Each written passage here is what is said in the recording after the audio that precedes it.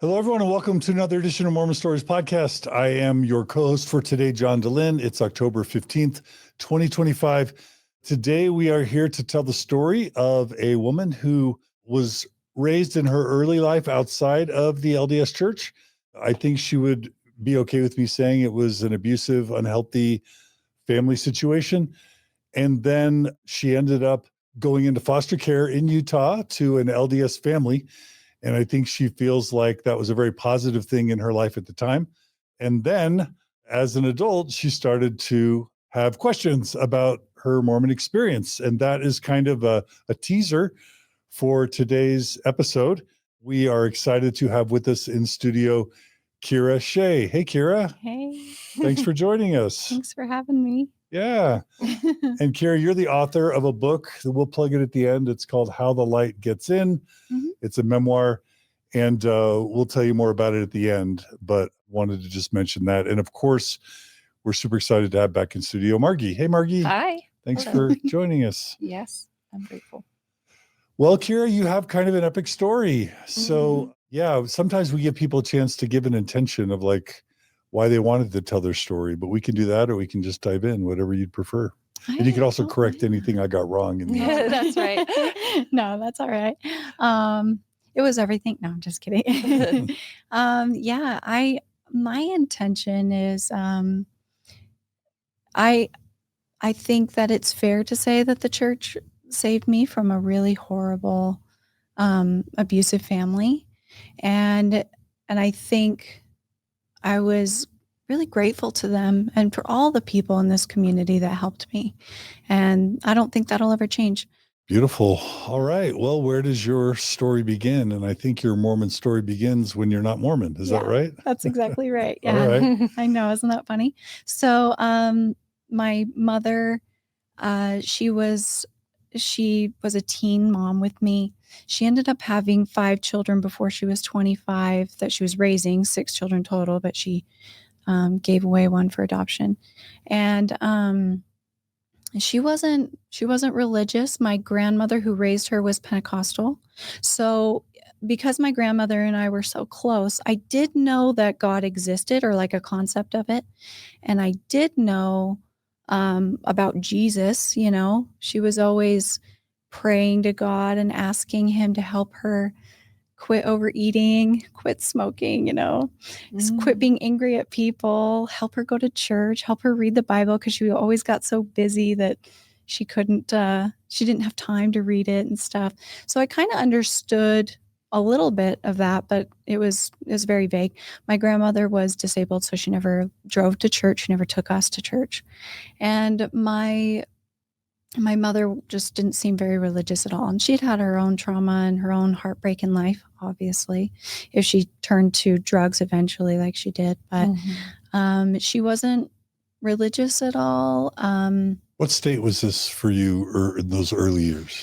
I lived in Colorado and Illinois. And then when my mother went through a divorce and we were all homeless, we ended up in Utah and living on my grandfather's basement floor, So you have a grandfather who lived in Utah. Yeah, he was a truck driver, and Utah just seemed to be like a good middle point. Sometimes he would live in Denver. He might live in Kansas City, Kansas, or Missouri or something, because it was a good lifting off point. And then he ended up being in Utah buying a trailer. I'm truly trailer trash. And so we were sleeping on his floor many times in our lives. But yeah, my mom went through a divorce and just ended up in Utah. I had no idea what a Mormon was. I didn't know about Utah. I didn't know anything. I was only, I want to say I was maybe 6 to 8 years old. It's kind of hard when you live a transient life, but I think eventually we settled down. I do remember 5th grade in Utah for sure. And so I had no concept of what I was in. I thought everyone was just like me, because I think that's how most children think. So I didn't think that my grandma and my stepdads who smoked, and then my grandma and my stepdads who drank coffee And then my stepdads who also drank alcohol. I didn't realize I smelled different than other kids, or that the words I used were inappropriate to them or something, And so I just did not fit in Utah. And to this day, I really don't fit in with anyone here. I work alongside people all the time. And it's just, I've really struggled with belonging, because in the first place, my family, I didn't even belong in there. Obviously, there was a lot of abuse. And it got to the point in my childhood where the abuse was so bad that there were reports made. And there were reports made by my grandmother, but also neighbors. And some of those neighbors, I'm sure, were LDS. So they made CPS reports, and there were just enough of them that warranted me going into foster care as a teenager. Mm-hmm. So my childhood, rife with physical abuse from my mother, emotional abuse, that was reported. Teachers and school counselors reached out to me. They were just wonderful. They were wonderful people. They were kind of like second moms to me. And then my grandmother was disabled, so she couldn't take us in. So she made the reports hoping something would happen. My mother went through, I want to say, at least 7 divorces. And then meth was a big deal in the early 2000s in the West. I think, if I remember right from the reports, it would come up from the South through places like Phoenix, and it would come through Provo and Salt Lake on its way to California. And so, and also Las Vegas. So Utah kind of got hit with this epidemic. And it wasn't just people living on the streets, the kind of people that you think of that do meth. It was also like housewives, women. Mm-hmm. I did not know that until I was an adult. And so my mother was just one of those. And I joke a lot that if I had the amount of diapers, because she had 2 sets of twins after me, 2 years apart, and she was a single mom. Yeah. Wow. And she didn't have a college. She didn't even have a GED. So the amount of diapers and laundry alone, I'm pretty sure someone would probably take meth just to keep up with their life. It sounds also like, a real lack of resources, would you say, for her? Yes. A real lack of support. Yes. In general, once especially she divorced, kind of being left with, let's just say, a lot to handle. Yeah. For one person. Yeah. I completely agree. And because her mother was disabled, it wasn't a situation where you could just call mom and she could drive over. Exactly. And then mom was also poor. So just like a level of poverty that's unimaginable. Yeah. Truly living hand to mouth. There were times and I described this in my book, in order to get food, the weirdest things that we would do to get food. We had this trick that we would do where we lived in a neighborhood, and we would each go to a separate person's house to pretend to borrow one ingredient for dinner. And then we would all come back together and make dinner from that. And we always made it seem like we were borrowing, like, oh, my mom just doesn't want to go to the store right now. Can we borrow a can of peas? And then somebody else would go and say, oh, my mom just doesn't want to go to the store right now. Do you have a can of tuna? And then it would be like, oh, do you happen to have an extra box of mac and cheese? And then we'd all come together and just throw it in the pot and eat it from the pot. Like, we had a lot of tricks. And a lot of people ask me, like, how did you not have food when you had food stamps? But first of all, I don't know, but I don't think that food stamps is enough technically. I'm not sure. Somebody calculated it out, and I think it works out to be like somewhere between $1.30 per person per day or something. And when you're working, you don't have time to like make bread from scratch, Mm-hmm. And so you can't live on that. But even if it were enough, my mom did sell the food stamps for cash so that she could buy drugs with it. So, yeah. Right. And so, we did rely on like food banks, like at Thanksgiving time for a turkey or something. We did rely on eventually Bishop Storehouse on occasion for food help as well. And back in those days, you might have to correct me, my mom claimed that she had to work at the Bishop Storehouse for the food. That's right? Okay. I think the church was proud of that they weren't giving handouts. They called it the dole, that you would work. They would make people work for what they received. And I don't necessarily agree with that entirely, but my mom was working and she had 5 children. And what was frustrating to me is I had to watch my siblings while she would go and like sweep the Bishop Storehouse floor or something, or restock or something, in addition to her day job. So I am putting my siblings, who were my kids basically, their homework in their backpack. I'm helping them do it. I'm lining all the backpacks up at night. I'm like 9 years old, and I'm making sure that they have breakfast, lunch, and dinner during the summer because we can't afford a babysitter. We don't have a father, nothing. And so it was a rough time.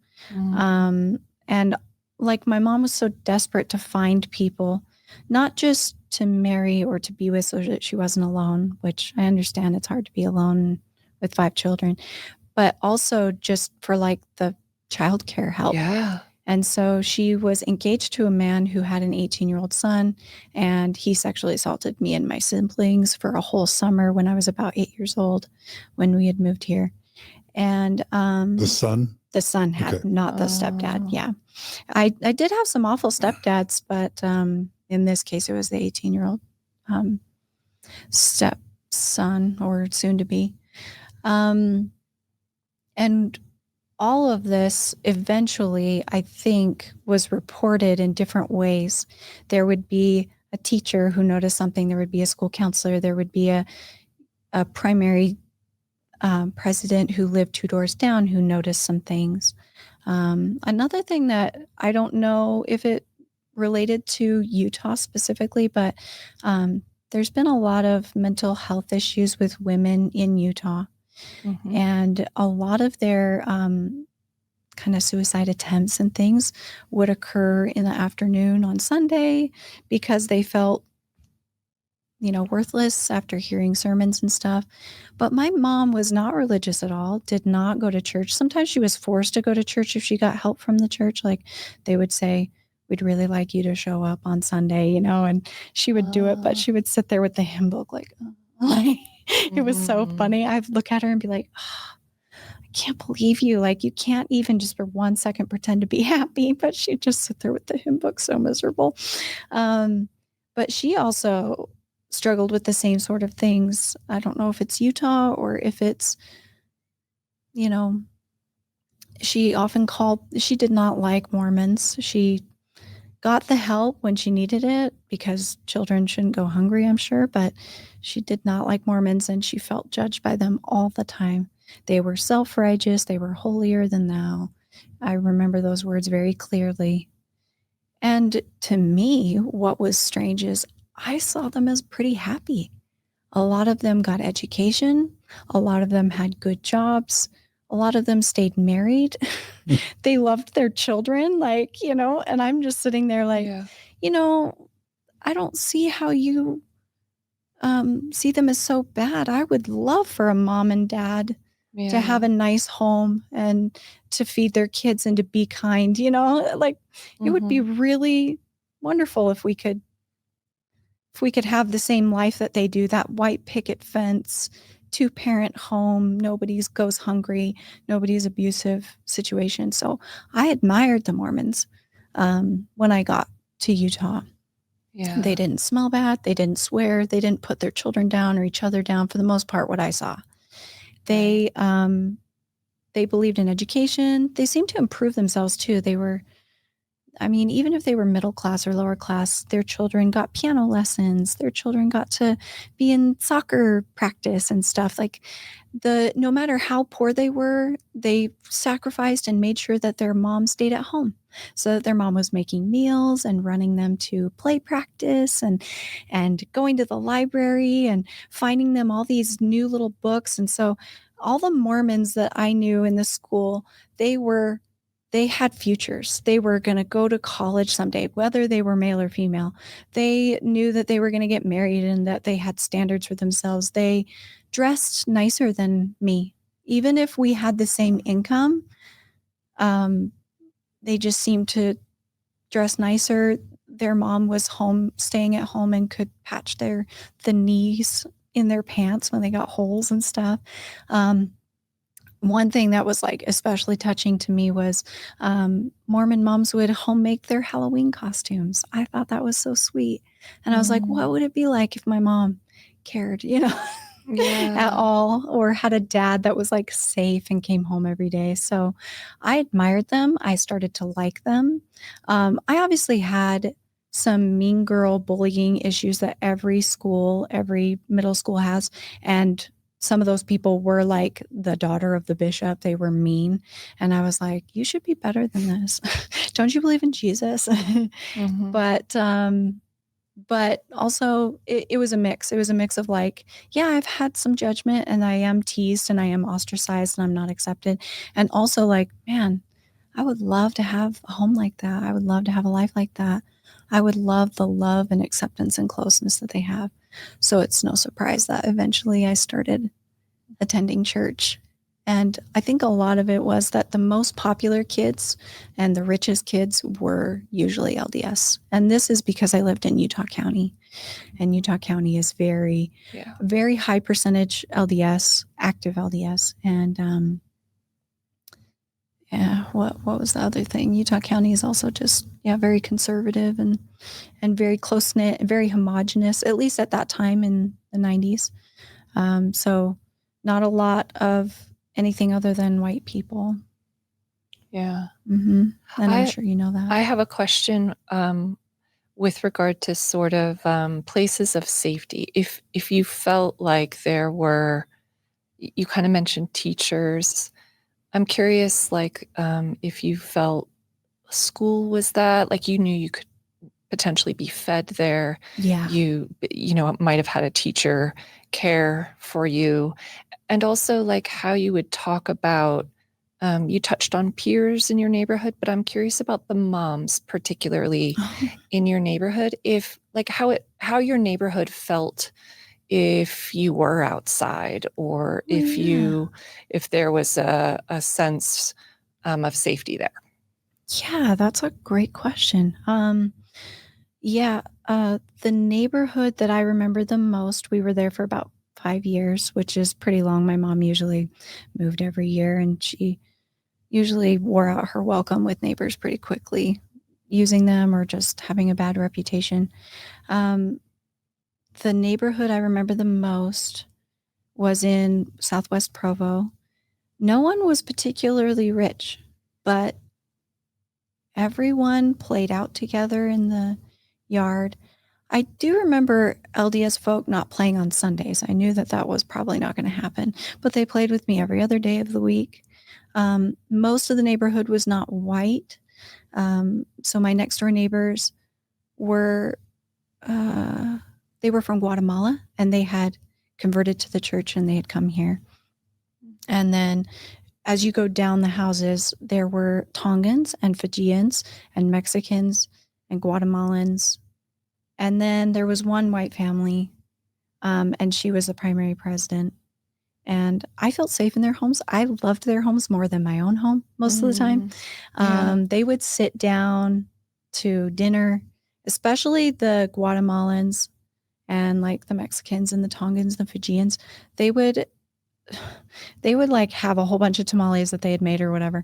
And I'm just one of the kids, and they would just toss one to me, And so they shared whatever they had, and they did not have much. They had a different sort of poverty, though. Mormons seem to have a different sort of poverty than most. They may be poor because they have one parent staying at home, or the father decided to be a teacher, which is not going to make them much money. But they were like crafty about it, and they were clever. And so they would, if they didn't have money for Christmas, it's like, okay, we're going to crochet Christmas. If they didn't have money for a Halloween costume, they would sew a Halloween costume. They would make it work somehow. And it was probably a lot because they had like labor of one woman in the home. And so they were making bread. And I kind of wished my mom would have been like that a lot as a kid. It's like, dang, home cooked meals are the best. I wish my mom was around. Yeah. I'd love to try out for that play, but there's no way because she can't drive me. The bus leaves and there was no late bus for after school activities. And so I just don't get to be in any of this stuff. And so while I did see a lot of impoverished LDS people, it was a different thing. And I think part of it is, yes, my mom was mentally ill. She was abusive and cruel and stuff. And there's just something different when you may have chosen to be poor. We choose to have a one-parent working home. We choose the righteous life of being a teacher, you know? And so like you can just, I don't know, you can be clever and you can be inventive and creative in a way that a destitute, impoverished, down on her luck, you know, many times divorced, brokenhearted woman can't be. But yeah, my neighborhood was awesome. We were in a poor part of town, but it was still pretty safe. We rode bikes together and yeah, it was great. And I loved most of the moms there were really kind. We'd go into their house and there were books available or like they would be trying a yoga tape or something, you know? Yeah. So it made sense that eventually they got me in the door by inviting me to what they called activity days at the time. I'm not sure what they call it now, but Yeah. I was like in that range. I was just before young women age range, like 9 or 10 or 11. And they were like, do you want to come over and like do Richard Simmons exercise tapes with us and learn about taking care of your temple? And I'm like, okay, that sounds fun, and getting friends and stuff. That's right. And most often that like more often than not, there's food. Yeah. Almost There's always that's a very Mormon thing, right? To have some type of food there. Yeah. And I was so happy about that. Like it was good food, you know? Yeah. Mormons know how to eat. Yeah. They like had some great funeral potatoes and like Jello salads and stuff. It was always great. Super tasty. As you're describing your childhood, I'm just like very much noticing and getting a feel for your girl self. Yeah. The deep, like the awareness you have and the noticing, I think, around you of people. And there's also a lot of loss as you're speaking, right? I'm really getting a sense for your yearning, like the deep yearning for what you see. Yeah. Yeah. And I think that's what's so devastating, to be rejected by them as well, or to have a faith crisis. The thing is that in a lot of ways, I still admire my Mormon neighbors and my friends and my family. And I love them dearly. And it's kind of hard because they can't see my side of things more often than not. They still see, how they're right. And I must be under the influence of Satan or something. And, and I just, the yearning that you mention becomes even more profound when I enter an LDS foster home and I get to taste of this thing that I have witnessed and loved and yearned for. Right, from the life. outside. Yeah. In the because beginning. You would watch like Disney movies and like Disney Channel shows and everything. And Mormon households, from the outside at least, from my perspective, from this abusive, dark background, felt like Disney to me. Yeah. They were beautiful. They were just so beautiful. Even when they had troubles, they stuck together. And I don't mean to badmouth my family. I love them and I feel like they did their very best, but I do feel like my family did not have that. There are hard times and we stick together. Maybe my grandma, I feel like my grandma was that way, but everyone else, it was fend for yourself, who cares, dog eat dog kind of thing. Yeah. which I'll probably touch on later. But I wanted that Disney beautiful family life. Mhm. And they do have that. They present that. Thank you for sharing. Yeah, so I guess I think we have a pretty good sense for some of those early years. I'm curious how you ended up in the foster care system, if that's a good, okay place to go. Yeah, I would love to. Okay. So there had been enough reports over the years from a lot of different sources, teachers, counselors, neighbors, bishops, that, and once I started getting involved in the church, they could take a temperature more often. Yeah. If I came every Tuesday to young women and young men, if I came on Sunday, if I didn't come on Sunday, and why that happened and all that stuff, and how often I was asking for food from my neighbors or from the bishop's storehouse. I even volunteered to work at the storehouse, and I didn't ever do that, but like, it was just to the point, like, we really need help with rent. We really need help with food. Please, I'm a member. And even though I didn't like have a ton of tithing money because I couldn't work yet, anything that I got, I was like, yeah, I pay my tithing, so please help me, So you joined, you got baptized. I did eventually. At what Yeah. age? I got baptized. The missionaries came, and I think I was like 9. Oh. But the thing is that I only knew about Pentecostal churches or, Assembly of God or something. So when I joined at 9 and I had the missionaries there, I thought that it was just that one church that was closest to my house. And so then I dropped off going when we moved, and we moved so many times. So I didn't realize that every church in Utah, like for the most part, was going to be a Mormon church. And so I thought, oh yeah, I joined the Mormons, kind of like, oh, I'm Anglican, but I haven't been in years, or I'm Lutheran, but there's not one near me or something. I just thought it was like that. Like, oh yeah. And they were these some Christian sect. And I just, okay. And so it was weird when I was about 11 or 12, and it clicked to me like, oh, wait, you guys are the same thing. And then they started inviting me to activity days and then young women. And I was like, oh, no, I've been baptized here. And they're like, we know we have your record. It's like, oh, okay. And so it was in and out. And I tried things. But then at 14, that's when I was like, oh, I really like this. I want to go. And I don't want to just go on Tuesdays. I want to go on Sunday. I want to do all that stuff. And as a funny aside story, the day that the week that I decided like, oh, I really want to be Mormon, like I'm going to go to church, I'm going to be a good person.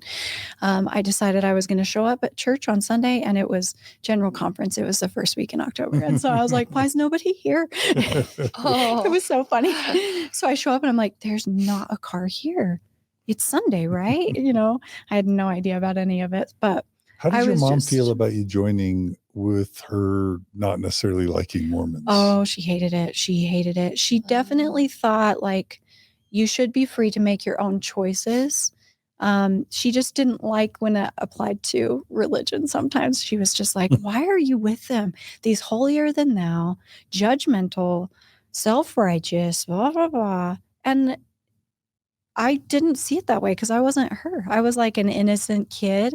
I hadn't sinned much yet, I guess. I mean, I past 8, I guess you do sin, they think, but I hadn't been the kind of sinner that she was. And so they were like seeing me as potential, saving material. And so I was like, what? They're so nice. Like, they love their families. They stay married. How is this a problem? Right. But my mom hated it. And a lot of times she would forbid me from going, which of course, if you're a teenage girl, that just makes you want to do something all the more. So I did. I did go all the time. And I made friends that were LDS, and not all of them were like, catty and vindictive and stuff. Some of them were really nice and really kind, and their families were kind and accepting of me. And so I would say, a lot of it was like, oh, wow, I'm finding friends. I'm being accepted. I'm seen as good, not bad. Because there was kind of this like shift in most of the population in a high school or a middle school in Utah County during that time would be LDS, and a small percentage wouldn't be.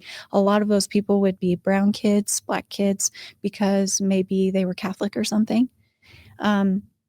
And if you were white and not LDS, you were white trash. There was a reason you weren't, because obviously you had like the opportunity. You knew about Mormons, you lived in Utah, and you weren't doing it. And so there was a lot of like this implied, like, you must be, there was slut shaming, you must be loose, you must be into drugs or alcohol or something. So for me to be Mormon, it was like, I'm one of the good guys. I'm one of the good, popular, preppy kids, and that's what I wanted. So I found friends, I found boys to date, I found lots of fun. And so when I was 14, I reported to my bishop that my mom had gotten out of hand. Her meth use really made her even more so than she already was, very like up and down, very dysregulated. She would stay up for days and then she would be down for days. I didn't know where all the money was going. We were always hungry and always, no rent money and stuff. So I eventually reported to my bishop, like, this is what's happening. My mother has been, beating up on my siblings a lot. This is what's going on. He reported it to CPS. It got investigated. And because I had been running away so much to Mormon households, finally they were just like, do you want to go to foster care? Like, you're going to keep running away. So what do we do? And I was like, oh, I can go to foster care? Yeah, that's what I want. Let's go. And that was a really beautiful spiritual moment in my life where I was best friends with someone who was LDS, and her mother was very spiritual and devout. And my mom just kept chasing after me when I ran away. And I came to her house and I was like, I'm so tired of this. I'm so tired of taking care of my siblings, dealing with my mother. So tired of the abuse, so tired of the millions of men coming in and out. And I really honestly thought I should just die. That would be the best way to deal with this problem. Because obviously my mom's not going to change and she's not going to die. So I could just die. And I told my young woman leader, who was also the mother of my best friend, I just want to die. I really do.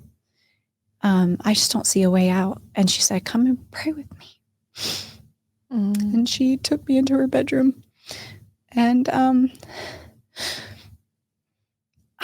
I remember thinking, this is the stupidest thing.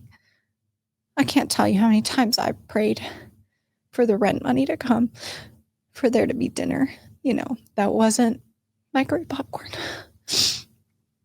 I can't tell you how many times I prayed that I could see my granny, or that I wouldn't have to live with my mom, or that the 18-year-old boy would stop molesting me and stuff. And God doesn't answer prayers. He just doesn't. Because kind of like a Santa Claus, like a bigger Santa Claus, I would pray for the rent money. I would say, just leave it on her porch. And I'd wake up in the morning and open the door. And there was no rent money. And I just remember hearing things about miraculous things happening to people who were religious. I prayed, and I was a pioneer, and there was a warm cherry pie on the trail, and there was nobody for miles, and I was so hungry, and I thought, oh my gosh, I just have to believe enough. And I was so young that I didn't have critical thought. And so I have prayed a lot. So when she said, come pray with me, I was like, okay, you ridiculous human being. 14 years of prayer has not worked. My granny's been praying from before I was born for something good to happen, and she's proof that nothing good has ever happened. And we knelt down at the side of her bed, and I was not really very religious or practiced. I was only 14. I'd gone to church a couple times a year. And I was waiting for her to pray. Just sat there, and I realized she wanted me to say the prayer. I was like, okay, I don't even know what to say. I hadn't even really prayed the way the Mormons do, these and thous and in the name of Jesus Christ and all that. I don't know. So I was like, okay, how do they start this? Okay. They say, Dear Heavenly Father. And so I said it, and I don't even remember anything else I said. I just felt love come to me, and I felt a calmness that I had never felt in my life.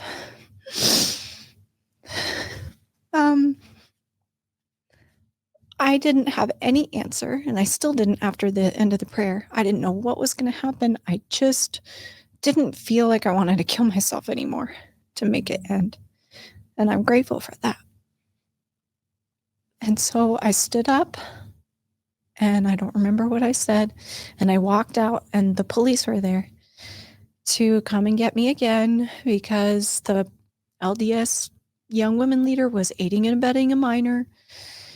And there was a social worker, and they said, "You're running away again." I was like, "Yep." They were like, "So you got to go back home." And I was like, "I'm never going back home to her again. I don't care if I sleep under a bridge and shower at school. I am so sick of her. I never want to be with her ever again. I don't care. I don't care anymore." Because I used to stay for my siblings too. And I was like, you know what? I just don't care. And they said, "Okay. So I guess this means you want to go to foster care." And I'd never thought of that before. And I was like, yeah, that's exactly what I want to do. That's exactly where I want to go. And it took a long while for them to find somebody. I was just sitting in the office for hours, the family services office, because nobody wants to take a runaway teenager, and I don't blame them. And they finally found somebody, and it was a young mom. Her oldest child was going to turn 5 in 2 days. Wow. Yeah. She was like 28. She was LDS. She had just had bunion surgery. Oh, wow. So she was in a cast. And she had never raised a teen before. Nope. Yeah. No. And she was in a cast, like on one of her feet. And she was like, "I don't want a runaway teenager. I can't run after her. How can I keep her safe?" And she said she got the phone call. And so her oldest was going to turn 5. Her middle child was maybe 3. Her youngest was 18 months and a runaway teenager. And she said that the Spirit told her, "You need to say yes." Even though it was short notice, like, "You have to take her tonight. We'll find something long-term for her, we promise, but you have to take her tonight." And so she was like, "I am saying yes. Okay." And I showed up, and Still Utah County? Still Utah County, yeah. Close enough that they could drive me to school. There was no bus, but they could drive me because it was the next town over. And they said yes. And then what turned into one night turned into like almost a year. I don't know why they agreed to still keep me. I guess they knew that I wanted to go to church and that I was a good girl and I was running away from a bad home eventually. At least that's what I tried to let them know so that they would love me and keep me, you know.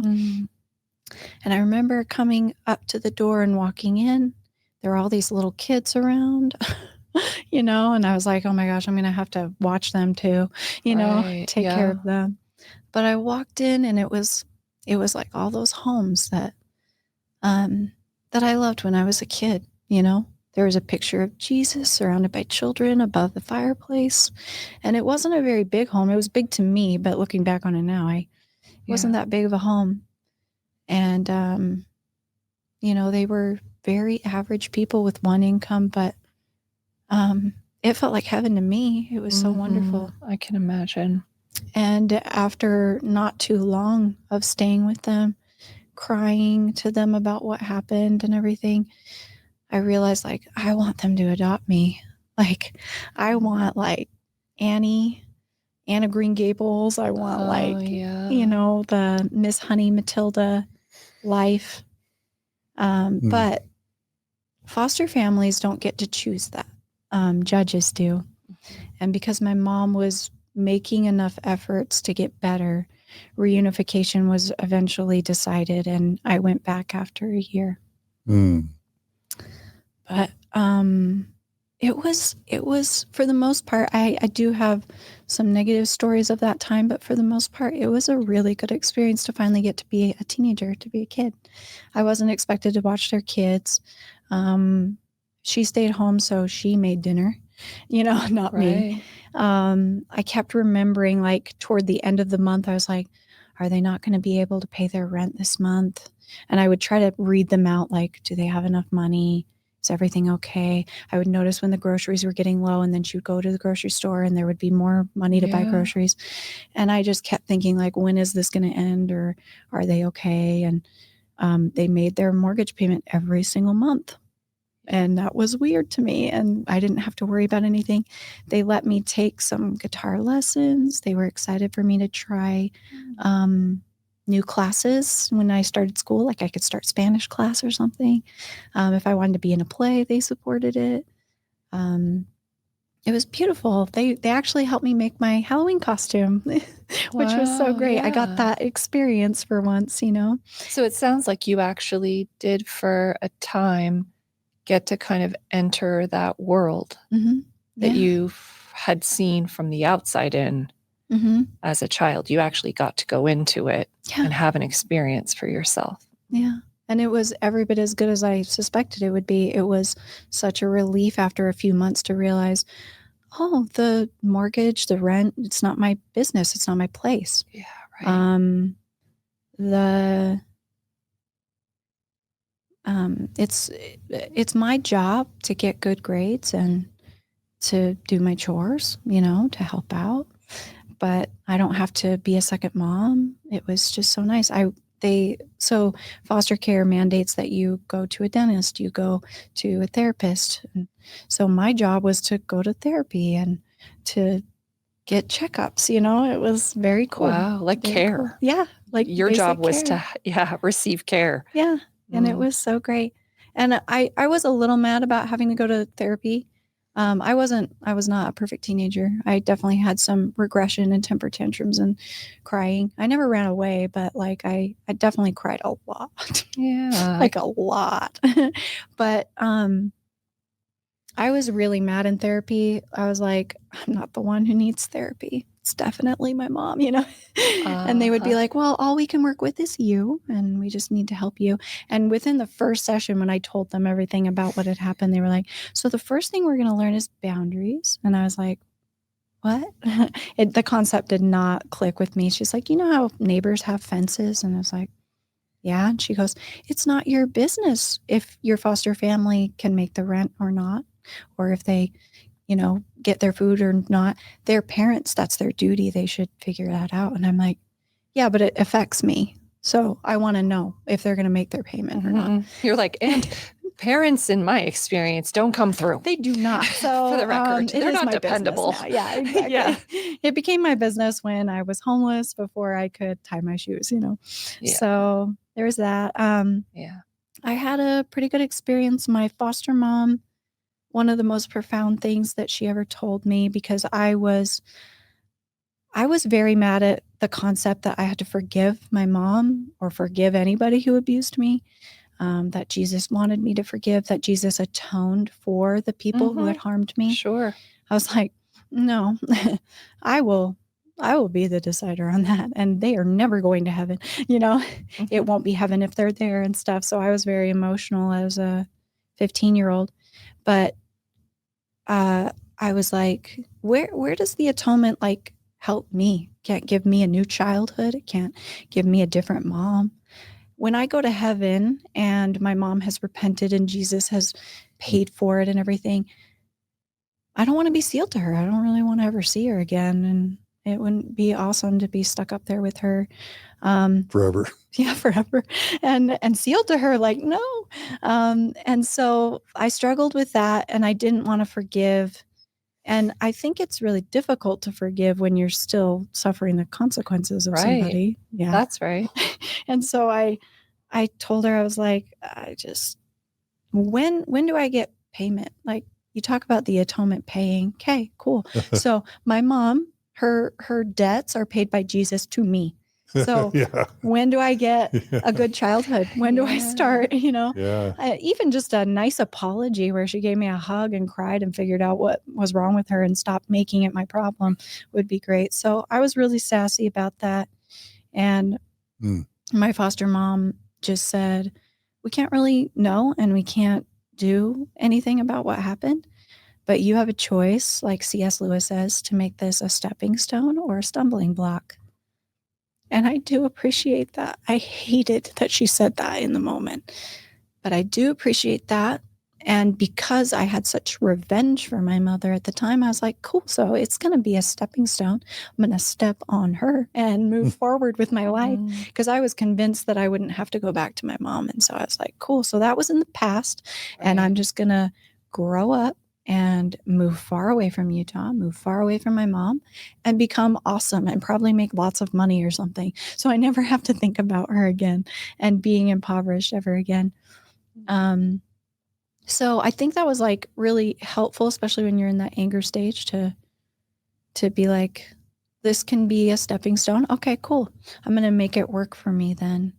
And I'm going to move forward. And so, yeah. With regards to church, obviously I wanted to go to church. So them being a very extremely adherent and strict Orthodox LDS family, obviously it was expected to go to church. It was expected to get up every morning and read scriptures in Spanish too, because one of the parents had served a mission in a Spanish speaking country and was keeping that language up with his family, which I thought was smart. I was expected family home evening. I was expected to attend Young Women. I was expected to go to the temple. I was expected to be temple worthy. I was not allowed to call boys. I was not allowed to wear makeup. I was not allowed, just so many things. Yeah. The And makeup thing is interesting. So no dark nail polish. And I heard that wasn't really allowed in the temple, and that's their reasoning at that time. You couldn't have extreme hairstyles. I couldn't dye my hair anything extreme, and no dark nail polish, because the temple had suggested that or something. I don't know.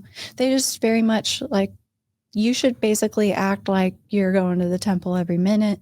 So I was expected to dress very modestly, as if I was wearing garments. So no tank tops and stuff, even though I didn't wear garments at the time. I was only 15. Right. And so just a very, very adherent, very Orthodox household.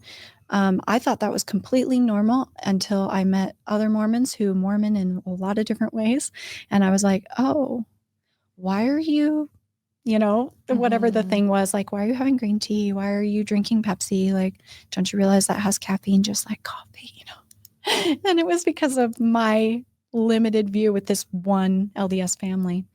And this is a particular type of family. I'm reading from your outline.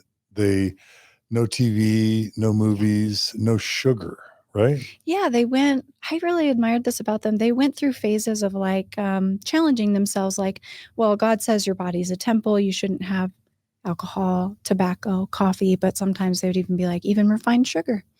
I'm just going to go without sugar for a year and see. Or I'm not going to. Did you say for a year? Yeah. I personally have gone 3 years without sugar. Almost 3 years. Yeah. Well, that's the thing in Utah. I've heard of that in Utah County, certain families that just take it to 11. Yeah. And it's food storage, no sugar, no TV. Guns. Homeschool is often associated with this type of culture. And I was very influenced mainstream by that. Mormon culture.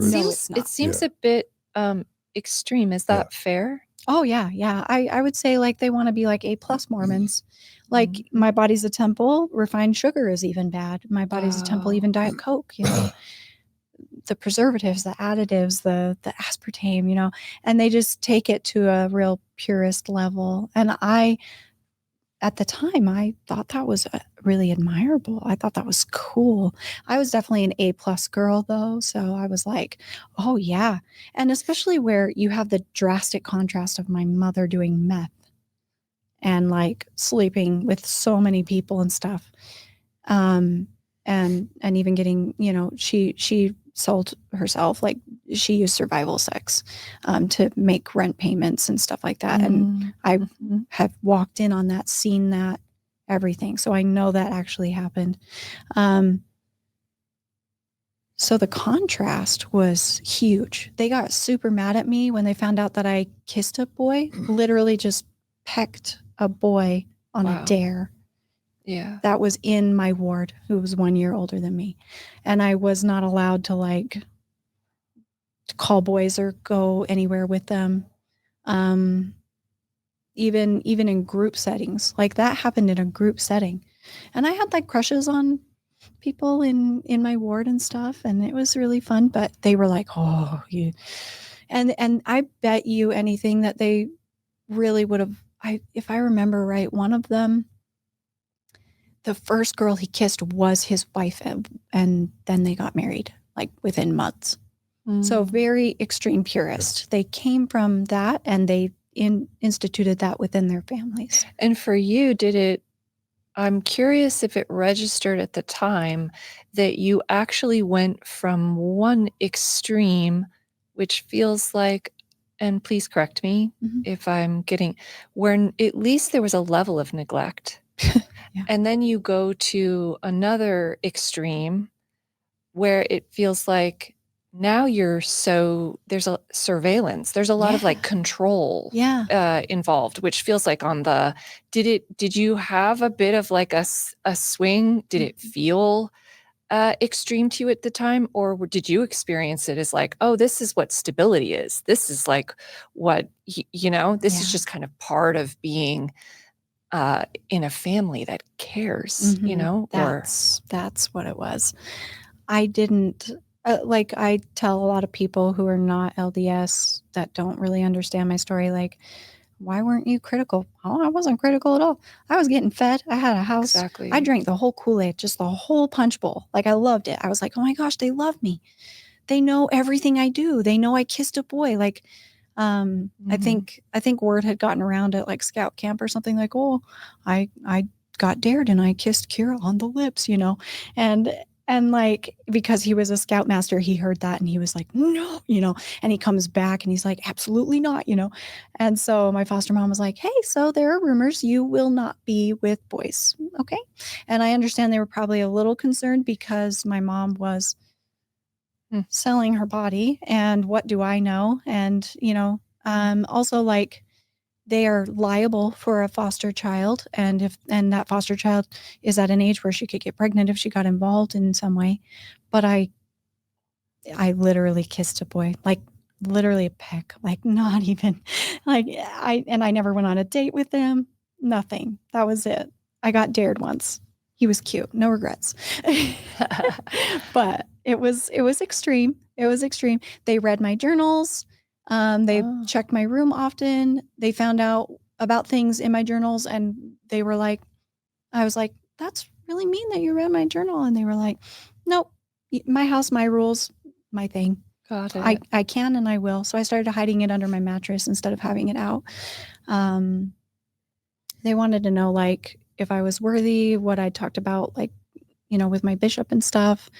Because, you have to get a temple recommend to do baptisms for the dead. And they assumed that I must be doing okay as long as I always had that going on. And yeah, just a lot of surveillance and a lot of pressure. So I wanted to go to church. I'm in it, I'm drinking the punch bowl, like, to an extreme degree. Loved it. Loved every minute. Loved the people that were there. Loved my ward and everything.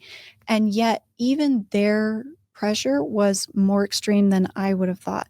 One example that I wanted to bring up was there was one time, I think I had cramps or I had a test, and it was a really rough week. I was exhausted.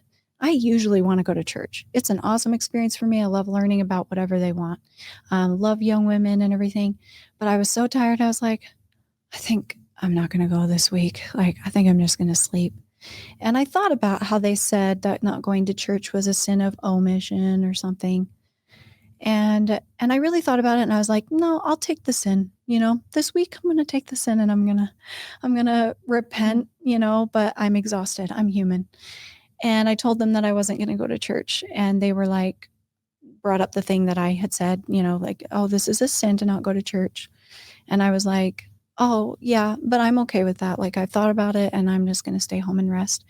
And they were like, well, I guess it was a rule at the time that you couldn't leave foster children unattended at home, even if they were like 15 or something. And they were like, well, you're also making one of us sin because we have to stay home from church to keep you safe. Like, we have to stay. And so you're making us sin too. And I was like, oh, man. And so I ended up caving and going to church. But that was the level of, and now I see it and I'm like, that's manipulation. But that's like a really, really cool level, like fancy footwork of how to get somebody to do what you want, I guess. But I just went to church that day. And so that, if that gives you some idea of the joy and also the pressure and the surveillance of that foster family, it was tough.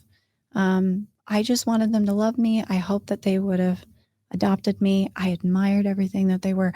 I really mean that. I even still admire them now, even though I'm out of church, and they're still very, adherent.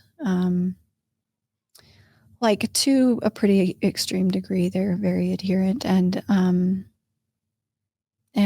extremely like conservative with their also political views and things.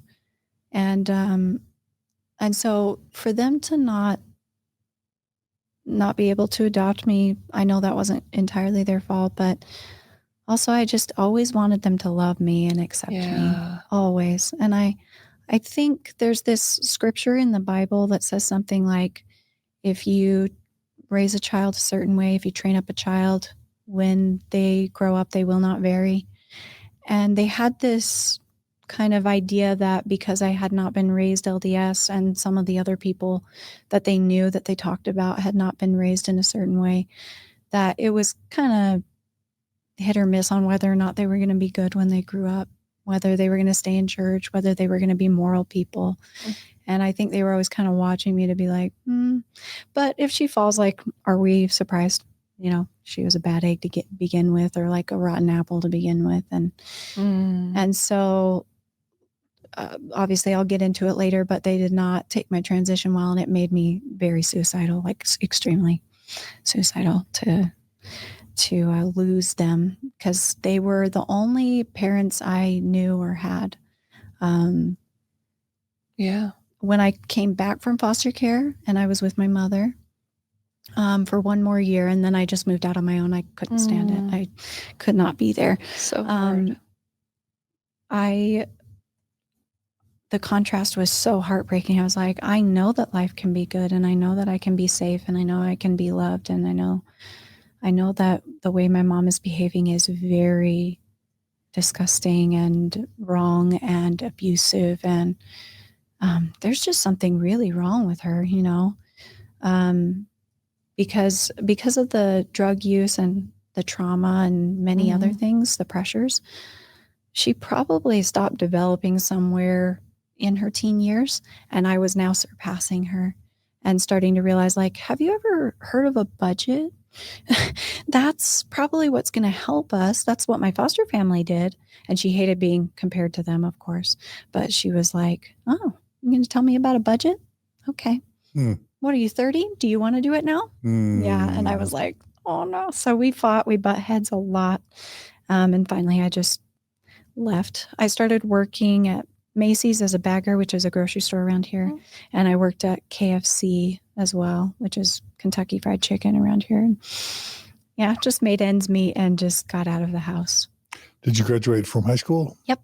First in my family to do it. Wow, yeah. really? Yeah. That's huge. Yeah, I'm really proud of that. And just as a note, my father and my mother were briefly together. He wanted an abortion. She didn't. She ended up buying baby clothes with it because she was 17 and made the decision that she did at that time with 17-year-old hope and naivete.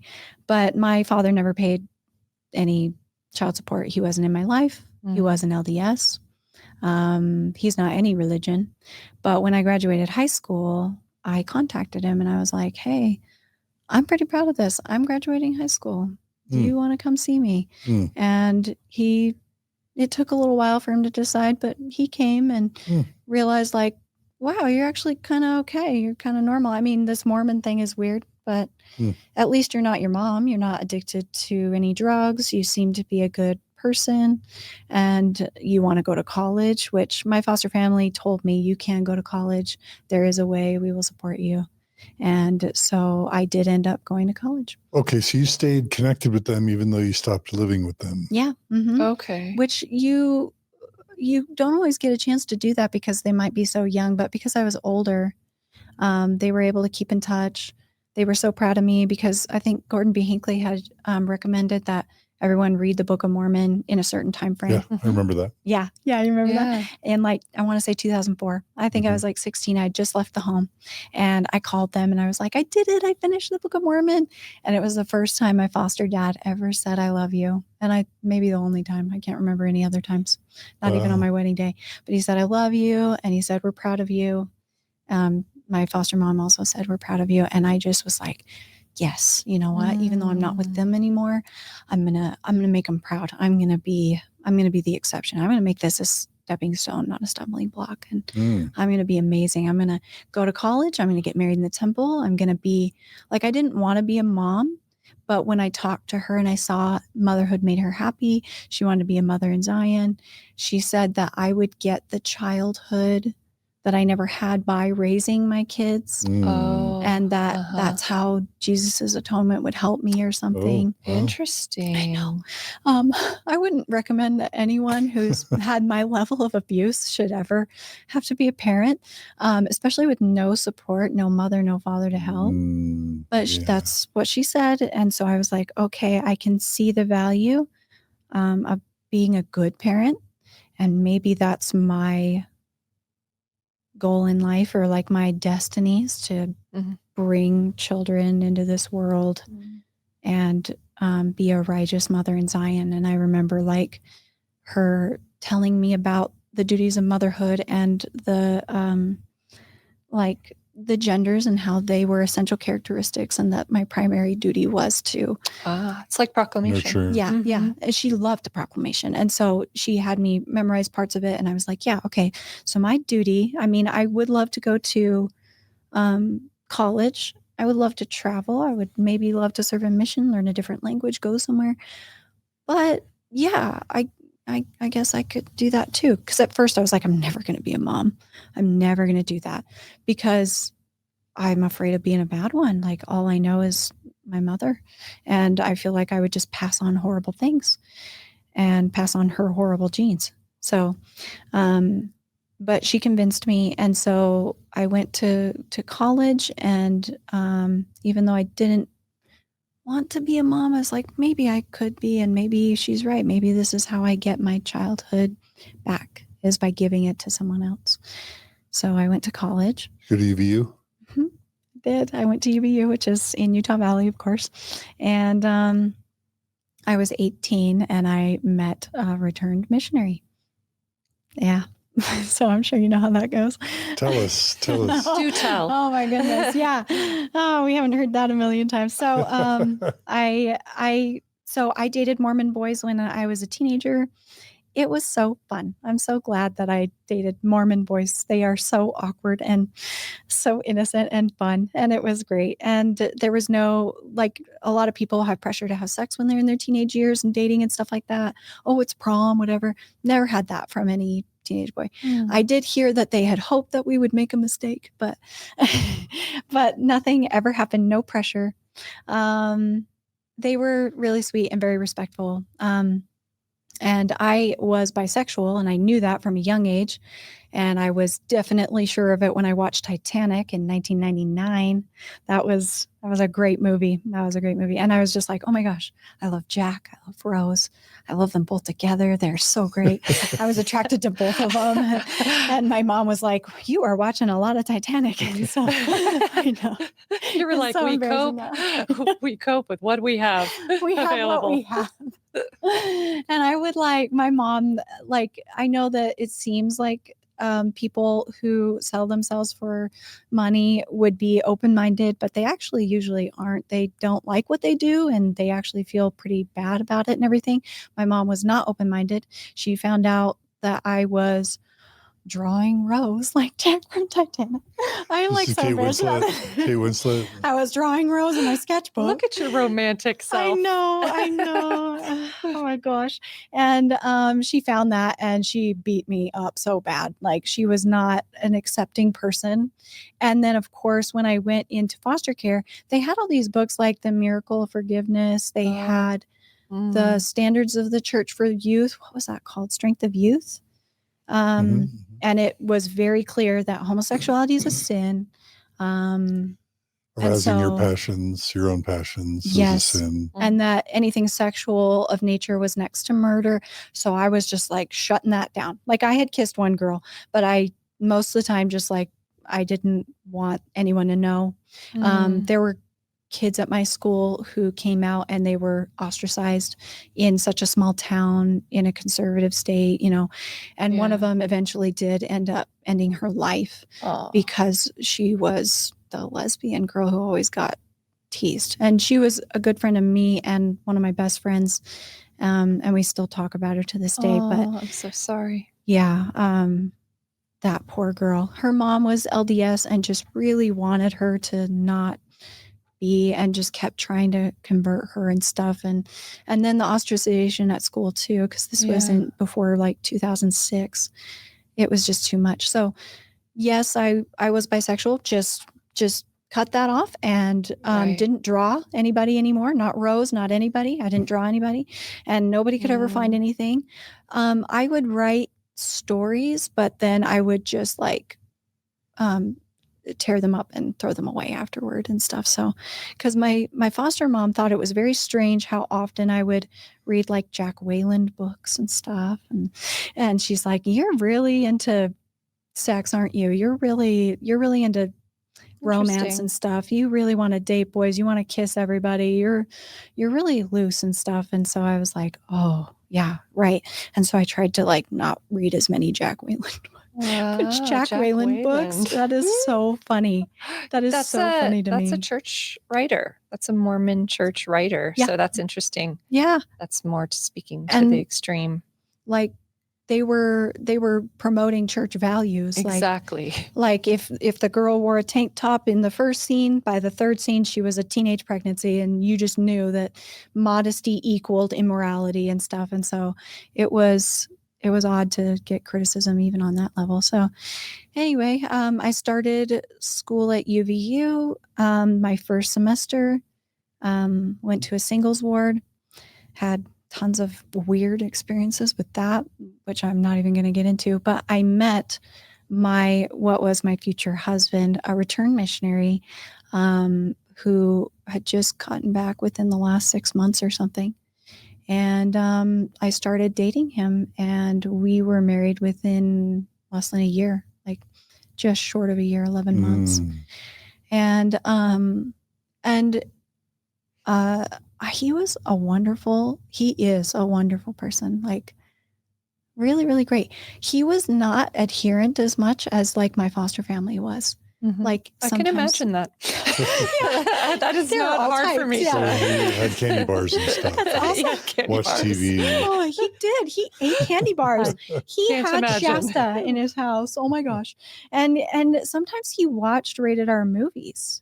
Mhm. His family actually had him sit down one time for family home evening to watch a war movie that was rated R. I wonder if it was to- Glory. Or Saving Private Ryan. That's or one of right. those. Saving Private There's like Ryan, I think it was. Yeah. And it was to show the realities of war, to show the sacrifice, or maybe it was a World War II movie that was rated R. Yeah. Because they were Schindler's very List or patriotic. something. Oh, Schindler's Those List. are He several, had watched yeah. that. He Yeah. had watched that. So he was like, I'm not somebody who like, watches gratuitous sex scenes or something. But I understand why rated R movies happen, because life is rated R. Like if they turned the Bible or the Book of Mormon into a movie, it would be a rated R movie. Yeah. Just the 100%. first For like sure. scalping, like Decapitating. Actually. Yeah. That's what it is. Yeah, Yeah. Nephi just decapitating, like Yeah. alone would be. Yeah. And I was like, that's a very good point. And I still didn't like it. I judged him a lot. He swore sometimes because he served a mission in New Zealand. And in New Zealand, they're a little more lax about words like damn and hell. Mhm. They're much more Yeah. easygoing because of their culture. Mhm. And he would say that sometimes, and I would be like, oh my gosh. Like my foster family didn't even like me saying, oh my gosh, because it was a Mhm. replacement filler and they knew what I was really trying to say. Yeah. I'm sure you've heard of that. Mhm. I'm just reflecting on the extremes of your upbringing. Mhm. You didn't learn moderation. You learned No. extreme dysfunction or extreme religiosity. And that's Yeah. I'm just trying to forecast what your life might be like after getting married. But You just don't have models for kind of middle Right. ground, Mm-mm. reasonable, moderate living. Yeah, exactly. Because if I wasn't my foster mom, I was my mom. Yeah. And I saw myself as those two things. Whenever I had like Wow. libido, or I was attracted to women, or I wanted to swear, or I thought coffee smelled good, I thought, oh my gosh, I'm my mom, my meth addict, horrible prostitute mom. I can't be that. Wow. And when I was at church, I was like, I am my foster mom. I am so good. I'm so good. And it turned into, I've never been diagnosed with it. I can't afford therapy, but like kind of OCD type tendencies, scrupulosity. Mm-hmm. I adopted those for acceptance, which was weird because while I might have been more accepted by my foster family for being scrupulous, I was seen as so odd by other Mormons, including my future husband and his family. They were like, yeah, we watched The Simpsons at dinner. Interesting. And I'm like, The Simpsons, they are awful. Mm-hmm. They do awful things. They make jokes that are not appropriate, you know. And you spent family home evening showing your child, your underage child, a rated R movie, you know. So it was just, it was so strange to me. And I never even fit in with my in-laws either. I just didn't fit in anywhere. But I met him. He was amazingly handsome. Like Mormon boys are cute. They really are. All of them are just so darling. But he had a mom that used to be like a beauty pageant girl, and he had a sister that was that way. He was not that way. He played video games in the basement all the time. He was such a nerd. But his sister and mother dressed him, and he just looked so good. And he was like, he had made a joke in class, and I was in a ballroom dance class. I did dance all during my teenage years. It was a great way to get out that flirtatious energy with boys without doing anything. And so I was in a ballroom dance class helping, and he was there because they needed more boys, and somebody had tricked him into coming. Like dated every available boy in that class. Like I didn't know that I was pretty or attractive at all. I was kind of ugly when I was a kid. I was very buck-toothed and like freckled, and I wore Walmart clothes and DI clothes, and I was the stinky kid, and I was a reject. And so I never saw myself as pretty. And my first year of college, I didn't ever have to buy a meal. It was breakfast, lunch, dinner. Like if you go to the singles ward, you can just have so many people asking you out. And I'm not saying that was good, but that's what I did. I had a date all the time in every class that I went to, singles ward, everything. And I was like, huh. And I didn't think I was ugly, but I didn't think I was that pretty. And I still didn't for many years. But I had dated every available boy in that class that I thought was attractive, and I never noticed him. He came in later, and he made a funny comment, and I went into charm overdrive, like, because I could see he was wearing garments. So I knew he was old enough to have probably served a mission. He was in marrying age. He was a good Mormon boy, like really good Mormon boy. And so I went into charm overdrive, and I just flirted with him. He smoothly came up and asked for my number immediately, as you do when you're back from your mission and everything. And I was just so pleased, and I was so proud to tell my foster mom eventually that like I had found married in the temple, he had served a mission, honorably returned, whatever the checklist is that they tell you in Young Women. I remember being in Young Women, and they're like, what's your checklist for a boy? Eagle Scout, probably. Yep. Yeah. And he was an Eagle Scout. Yeah. And I'm sure his mom earned it for him. But it was like, when I wrote that checklist at the beginning, I was like, I hope he's kind. I hope he's smart so we can have good conversations. And then the Young Women leaders would be like, first thing on my list, I hope that he returns honorably discharged from a mission. And I'm like, I didn't even know that you could do anything else. I don't know what's going on. Or they would be like, first thing on the list is they better love God more than me. And I'm like, oh, that's profound, because I'm drinking the punch, Yeah. And so I was just so proud to like come home to my foster mom and be like, returned missionary, super nice guy.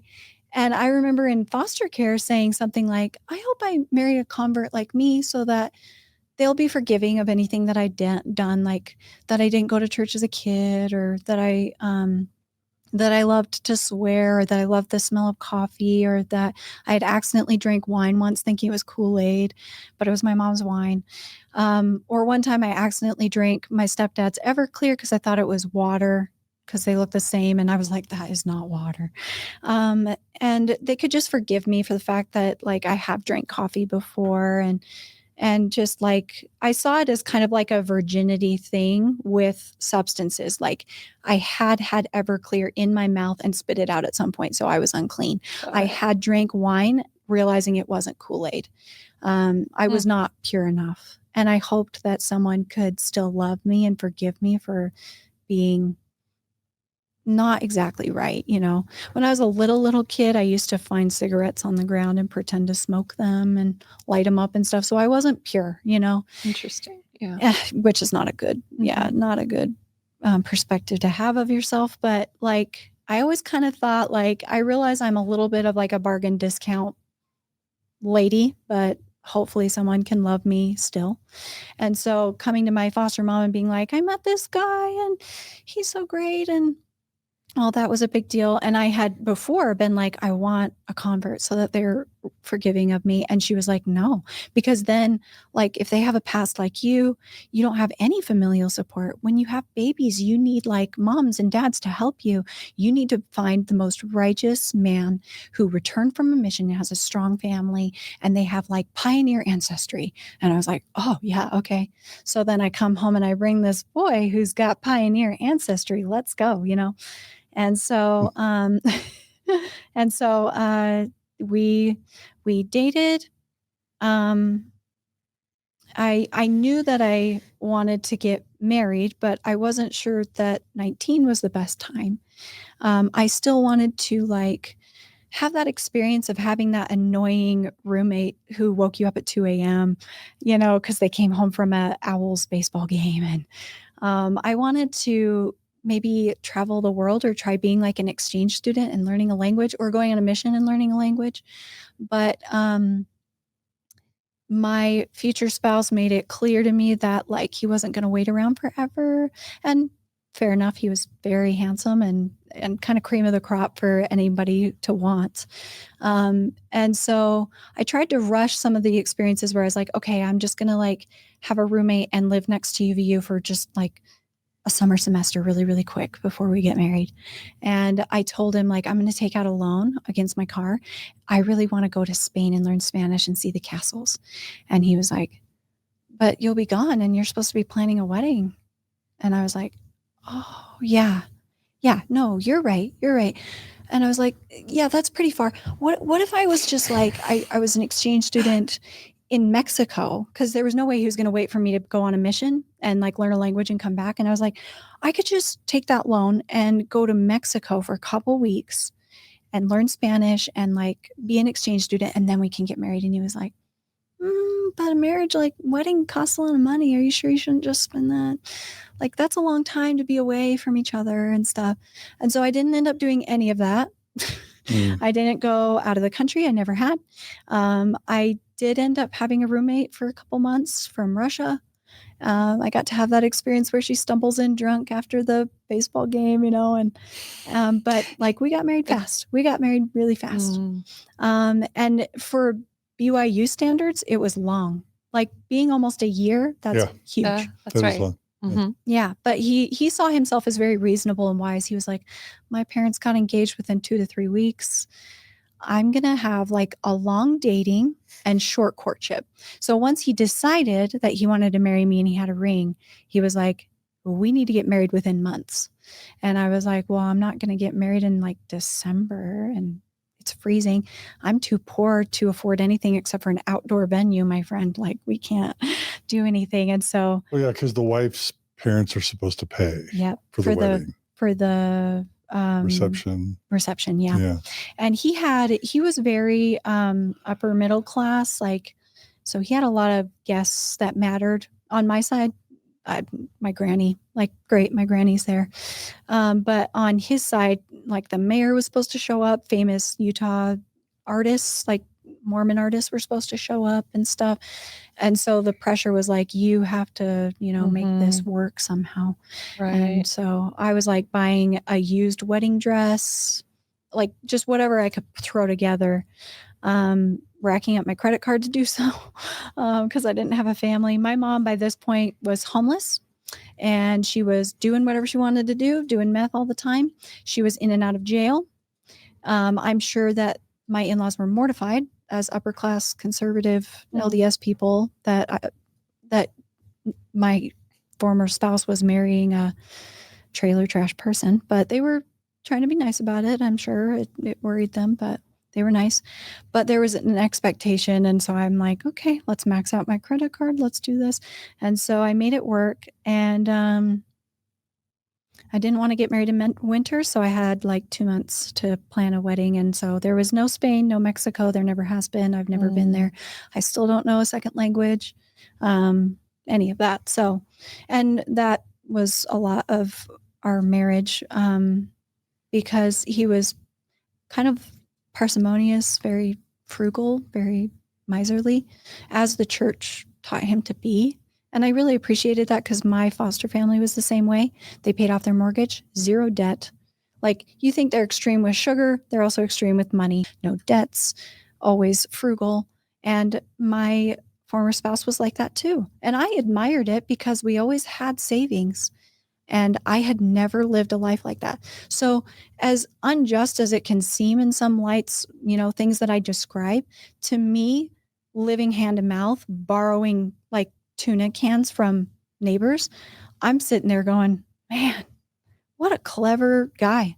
What a clever foster family. What a tricky way to live your life. Like, you just, it's kind of like a Dave Ramsey, Dale Carnegie, whatever, those type of people, like, drive the 300,000 mile car, wear your secondhand tie, scrape, put glue in the hole in your boot, that kind of stuff. And I admired it, and I was all for it. And I definitely had like this Cinderella complex of like, I'm just lucky that they want me. I'm kind of a discount bargain myself, and they love a discount. They love a bargain. And so I went into my gender as an essential characteristic of who I am. And I became a wife that made sure he always had clean clothes and the house was spotless. And this was when he was working 1 job and going to school. I was working 2 to 3 jobs, but I also needed to make sure that my disabled grandmother was able to get to the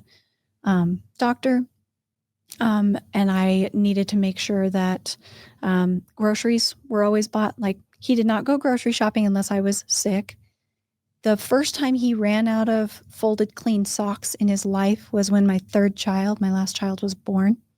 And he brought it up. He was like, there's no more socks. And I'm like, I went to my drawer and there were no socks. That is, and I don't know what to do with that. That is so weird. I don't know. What does I don't one know. do when the I can't socks are not calculate, there? And he had a stay-at-home mom who had a maid. He had a stay-at-home mom who had a maid. And she also had like Swanson meals delivered to her, like frozen, so that she could just pop them in the oven and stuff. Like, I am just playing Cinderella. I can't even tell you, playing Cinderella. And I don't blame them for this. I walked into it and I drank the punch, and I signed up for the role. I was just so happy. It's kind of like how you hear people being like, I've never had company with a CEO. I will mop your floors just to be in your presence and learn what you know. It was kind of like that for me. I have never had that family or that experience. So yeah, it reminds me of the phrase Brene Brown would talk about, just hustling for love. You're always on the hustle. Yeah. You're working for it. Yeah. Right. That's okay. so I have a question about, psychologically, there's like this place of survival mode where, you're kind of in this state of survival. Your nervous system is kind of activated. Yeah. And it sounds like so much of your existence up to this point has been in survival mode. Is that fair? Would you talk about that? Yeah. Okay, so my question is like, how are you experiencing your young married life? Are you experiencing it in the moment as like, I'm not in survival mode. This is like glorious. All my needs are met. Or are you experiencing it sort of like, because there is kind of a hypervigilance about what you're describing, but are you experiencing it that way? Are you still in survival mode at this point? That's a good question. Or loving it. Or are you just like, this is so, or it could be both. Or Our both. experiences can be more than one thing, but yeah, that's great. That's a great way to put it. I never could figure out why I got sick so often, or like why my cramps were so bad that I couldn't get out of bed. So I am so happy. By the way, my spouse at that time never even raised his voice at me. I don't think in our entire marriage he's ever raised his voice at me, let alone hit me, hurt me, sexually, anything. No. He is a wonderful, like almost like pacifist level of human. Like he is a gamer. He's a nerd. He is calm. He has always been a very secure person, very wonderful, kind person. Probably has some control issues, but like to me at that time, happiest time of my life. Yeah. Really? Happiest time of my life. Really? I could buy groceries not with food stamps. This is so cool. Right. I'm like the luxury of not hiding the card so that nobody can see that I'm not using food stamps when I was a kid, to now I am paying with my own cash and I'm saving money to buy food. And I can like take care of my grandmother for the first time ever. And when the car breaks down, we have savings to fix it. We don't have to worry. We don't have to rely on, somebody's help or something. It was amazing. And I loved him. He was so great. And after being, sexually assaulted as a kid, his timidity and like complete lack of experience and complete like, what would you call it? I don't know. Just like Innocence. Yeah. Like naivete, no like lust, no overbearing aggression or anything, no coercion. I was like, well, I can take the reins. I can say when I want and when I don't want. And that's so cool. I had no idea if he ever wanted me. He never gave any pressure. He knew what I had been through. He just kept to himself. Honestly, he felt like a 65-year-old man, just like let everyone be as they are. And so if I would have a nervous breakdown about something and I was sick and finals were coming up and I was so stressed, he would just be like, it's okay. It's okay. And I had never had that. Usually it was like, what's wrong with you? Get up. Why are you broken? Right. That's right. So you've had more of a harshness. Yeah. He sounds like very calming. Sounds very safe. Very safe. Yeah. Very safe person, very secure in himself. Like he wasn't insecure. So let's say I didn't want to be intimate. That had nothing to do with him. Yeah. He didn't go, oh, she hates me, blah, blah, blah, which is funny because in the reverse, I thought those things. I was insecure with myself. And so if somebody didn't want me or didn't want to do something, that meant that I was unattractive. And I was like, if he didn't want to do something, I thought he's going to divorce me. I was so panicked and everything. But he is a very secure person. Still is to this day, maybe a little like reticent, a little shy, but really it was such a different life because my mother was up and down. Right. And I had to constantly attune to her. Do we have the rent money? Is everything going to be okay? Exactly. And this person was the same every day. Stable. Yeah. He was white, straight, male, conservative, religious in Utah. He had experienced a great life. Yeah. And and it was reflected in his security and his stability and his calmness. I would say like once or twice a year, he got a little down about something. And I can't even say it was depression, no crying, just kind of like, yeah, it was kind of a hard day. He's still like that to this day. Wow. He's amazing. And I admired him. I definitely saw myself as like Cinderella bargain discount girl. And I was so lucky to have someone so stable. And I think that is a testament to a good home, that you can grow up and you can go, yeah, sure. I think I could take an advanced English class. My mom believes in me. Oh, if I want to try skiing, I can try it. Oh, I was bad at it. Oh, well, there's such a luxury to trial and error, to being wrong. When you're poor and when you're abused, being wrong is very costly. Like if you mess up the recipe, you don't have dinner. You just cost everyone like $10, which is a lot, you know? Or like, let's say you bake bread and it doesn't turn out, or you don't like it, or you buy a meal and you try something new on the menu and you don't like it. Well, that sucks for you. You just spent like $25 going out to eat and you don't even like it. And now you're hungry and you're out $25, you know? Right. It's So brutal. it was cool. I was hypervigilant. I was scared.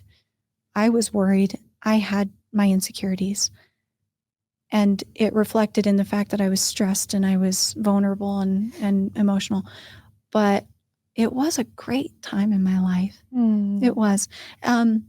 He wanted kids and I just kept shriveling at it. Like, I'm just not sure, you know? And I would bring up these points and we would write back and forth. I don't know. But I knew that like I was stalling the inevitable. And people would start asking why we didn't have kids. Like it was like a year or two and people were asking, why don't you have kids? Yeah, I know you gasp at that. Wow. I didn't have a kid until 3 years in. And you're suffering with infertility, clearly. Yeah. People are, exactly. Struggling. And I truly did feel like I was very sinful and selfish because I had read, so I went through my foster family's library and my in-laws library of James E. Talmage, Jesus the Christ. I went through the Miracle of Forgiveness. I went through all these things. And obviously those books were out of date for me in 2007. But to me, the words of the prophet always stand. And so I was like, oh my gosh, I'm so selfish for not wanting to be a mom, for hoping to like go to Mexico or Canada or try something new, you know, go out of the country. Wouldn't that be so cool? I'm so selfish. In old school Mormonism, delaying having children is selfish and sinful. Mm-hmm. That is the narrative. It's very weird that like to see Mormons now that like feel good about waiting or choices. Like it's so cool for them. I felt the pressure. The older generation that we lived near were always kind of curious and asking questions. And I got my associate's degree and got pregnant. And I really wanted my bachelor's degree. I wanted to be the first in my family to have that. It was really important to me. But it was very clear in my marriage that him getting his degree was the priority and he was going to be the provider. And at least while I had children, at least small children, especially in the home, that I was supposed to stay at home and primarily be the caretaker and nurturer. And that my degree was ancillary and effectively not, it was more like having insurance in case my husband was disabled or died. And I was not supposed to be working. I was not supposed to be working with that degree, so it didn't really matter what I did. It didn't matter if I finished. It didn't matter if I got it in a absolutely ineffectual field like getting a bachelor's in psychology like I did. And my foster dad, when I told him like I graduated in psychology, he pointed at the window at this homeless man who walked up and down University Avenue with a cart. He was very famous in Provo for that. And he goes, see that guy right there? And I was like, yeah. And he goes, that guy has an associate's in psychology or like a bachelor's in psychology. And I was like, I thought it was so mean, but I was like, yeah, probably. And he was not technically wrong. Later, when I tried to get a job, it was really hard. I couldn't find anything. Yeah. I know it's horrible, but it's true. He had a bachelor's in business and he owned his own business. He was doing great. So my husband graduated from college first in communications. And because of what they called visiting teachers at the time, which was like this assignment to go in into the homes of people and check on them once a month. She ended up getting us a job that normally we probably shouldn't have gotten. So I was just seeing all the benefits of being Mormon, especially in a community of Mormons primarily. You could get jobs, you could get references, you could get free moving help, like all these things that you usually have to pay for. There was a mechanic in town who was LDS who would give us a discount when our car broke down because we had an old car. He was probably honest. Yeah, and he was very wouldn't try and honest. rip you off. No, Yeah. he was so great. That's huge. Still love him. Yeah, he was awesome. So all these benefits. We also got discounted rent because we would, some people in our neighborhood would go on missions and they needed someone to watch over the home. So we would just pay enough to meet their property taxes for that year and the utilities, and we got to live there for cheap. And when we had multiple children, that really helped because we lived in houses we could have never afforded otherwise. So there were all these benefits, social benefits, financial benefits to being adherent LDS, and as much as possible showing up to church, being very like the community needed to know that you were very good and supportive and towed the line and stuff. And I went right for that. And so of course this pressure to have children, I'm like, yeah, I probably should. They're going to start thinking I'm evil, under the influence of Satan, or selfish as a woman, because my role here is to bring spirits down. And so I ended up having my first son during the economic downturn. And I think having children is an act of faith anyway, but also during that time, it was like, we don't even have money and we're still paying our tithing. We were struggling. And so it was a huge blessing and an answer to prayers that once he graduated high school, my visiting teacher got us the job. College or high school? This is in college. He graduated from college. Okay. Sorry, did I say graduating high school? Yeah, that's good. Sorry, he graduated from college with his bachelor's degree. And I saw it as an answer to prayer that my visiting teacher was able to get him a job at a really scary time. And we had a little boy. And so 2009 time period. Yeah, that's exactly right. Yeah. So I think we were 2009. So the economic downturn happened like 2008, 2009, and it bottomed out, and he graduated in 2011, I want to say. And I was so scared. I had a food stamp card applied for and in my wallet ready to load because my children are not going to go hungry like I did. But he did get the job, and we never once had to take any government help. But we did have a lot of community help from the LDS Church by getting jobs and connections and stuff, discounted mechanic stuff, And so I just saw so many benefits to being most adherent as possible. And when I brought a child into this world, I realized I want to be nothing like my mom. So that pendulum swing that you saw, yeah, I was in it hard. I wanted to create the Garden of Eden for my children. Right. And almost, would you say, create that vision or image that you experienced as a girl? Yes. Of what it could be? Yes. And I think that's a beautiful thing. I think that's wonderful. It's just devastating when you fail on the smallest scale. I never, ever once did to my children what my mother did to me. I never, ever hit them. I'm not really a screamer, so like my mom was. So I didn't even really raise my voice all that much. I'm a pretty timid, calm person. But literally anytime I even felt anger rise within me, I thought, I'm losing the Holy Ghost. I'm just like my mom. And I just became so scrupulous. Right. And it came from such a good place. Just wanting to give my children heaven on earth if I could possibly give it to them. Nothing like what I had. And heaven on earth is really hard to create. It's really hard to make. I burnt myself completely out to the ends of what I was capable of doing, making sure that my children had heaven on earth. And it's funny what people think are heaven on earth. For me, it was vacuum lines. It was dishes done. It was baking bread from scratch. It was like what now people probably call trad wife, behavior. Right. Yeah.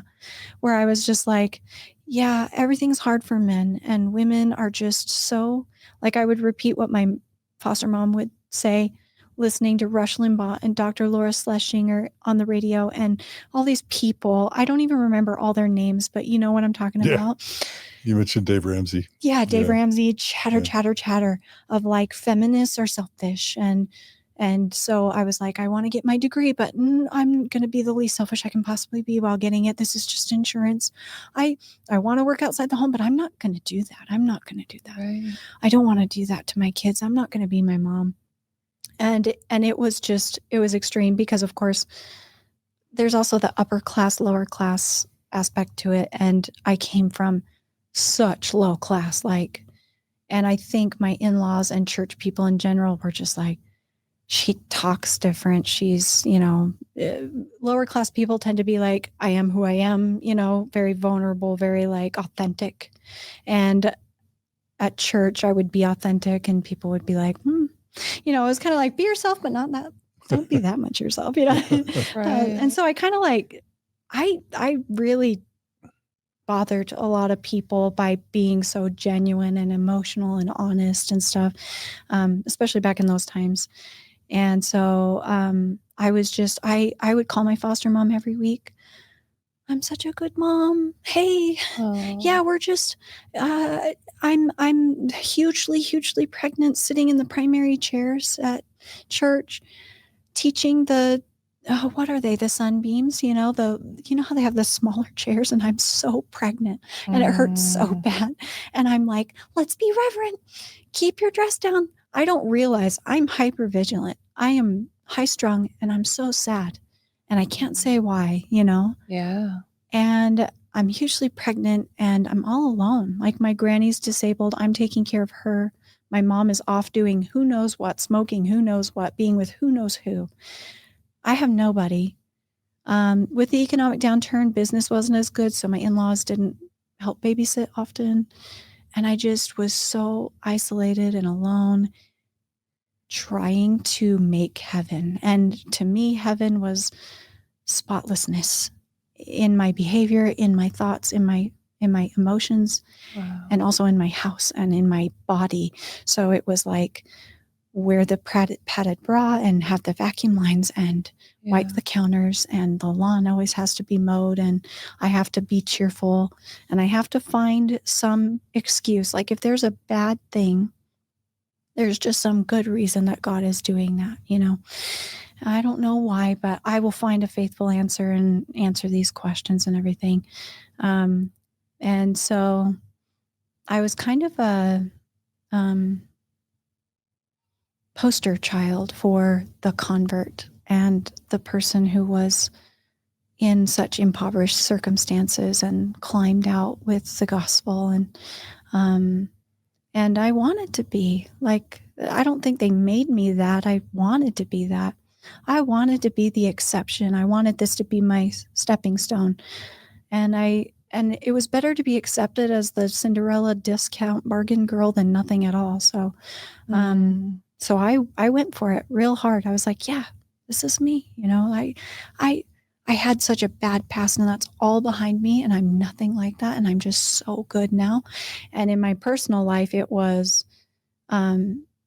it got to a point with my third child, when I was pregnant with my third child, that I was meditating early in the morning and scriptures early in the morning, like 3:00 in the morning.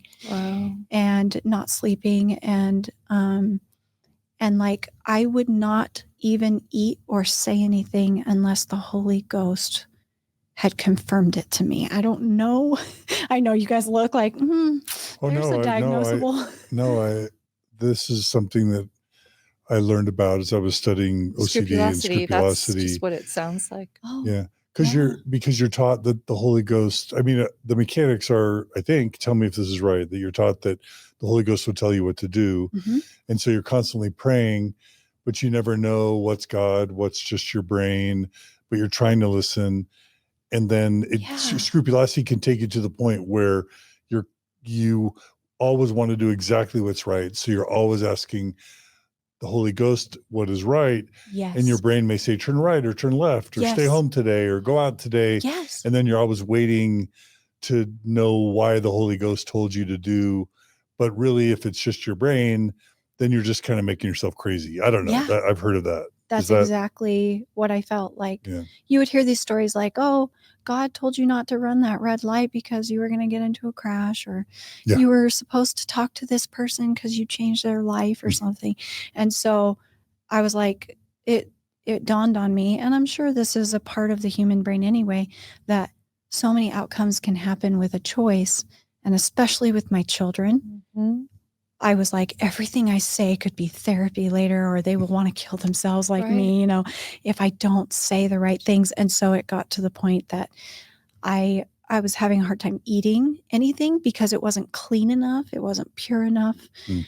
Like, you know, my foster family, no sugar for a year, no eating after 8 p.m. You know, this has too much fat in it. This has too much, you know, animal products, which the word of wisdom, I studied it so deeply.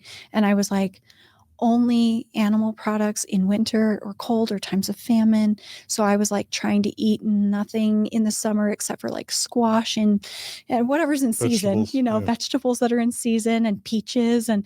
But then in the winter, only broccoli and meats and stuff. And it was just, I know, it was just like, I Well, was living in a very, very tight place. Absolutely. it's literality Literality, yes. to be righteous. Yeah. Well, and I think too, I mean, if we're going to just focus on food, like your background of like, first of all, food instability, Yes. right? And Yeah. there's a correlation with food instability and just disordered eating later in life Oh, is because, because Oh. you're, you can't count on food being there. So if you have access to food, you can be psychologically wired to eat all you can because you really believe. And that being a real thing. But then your experience on top of that with the foster family, with just a lot of control around food as well.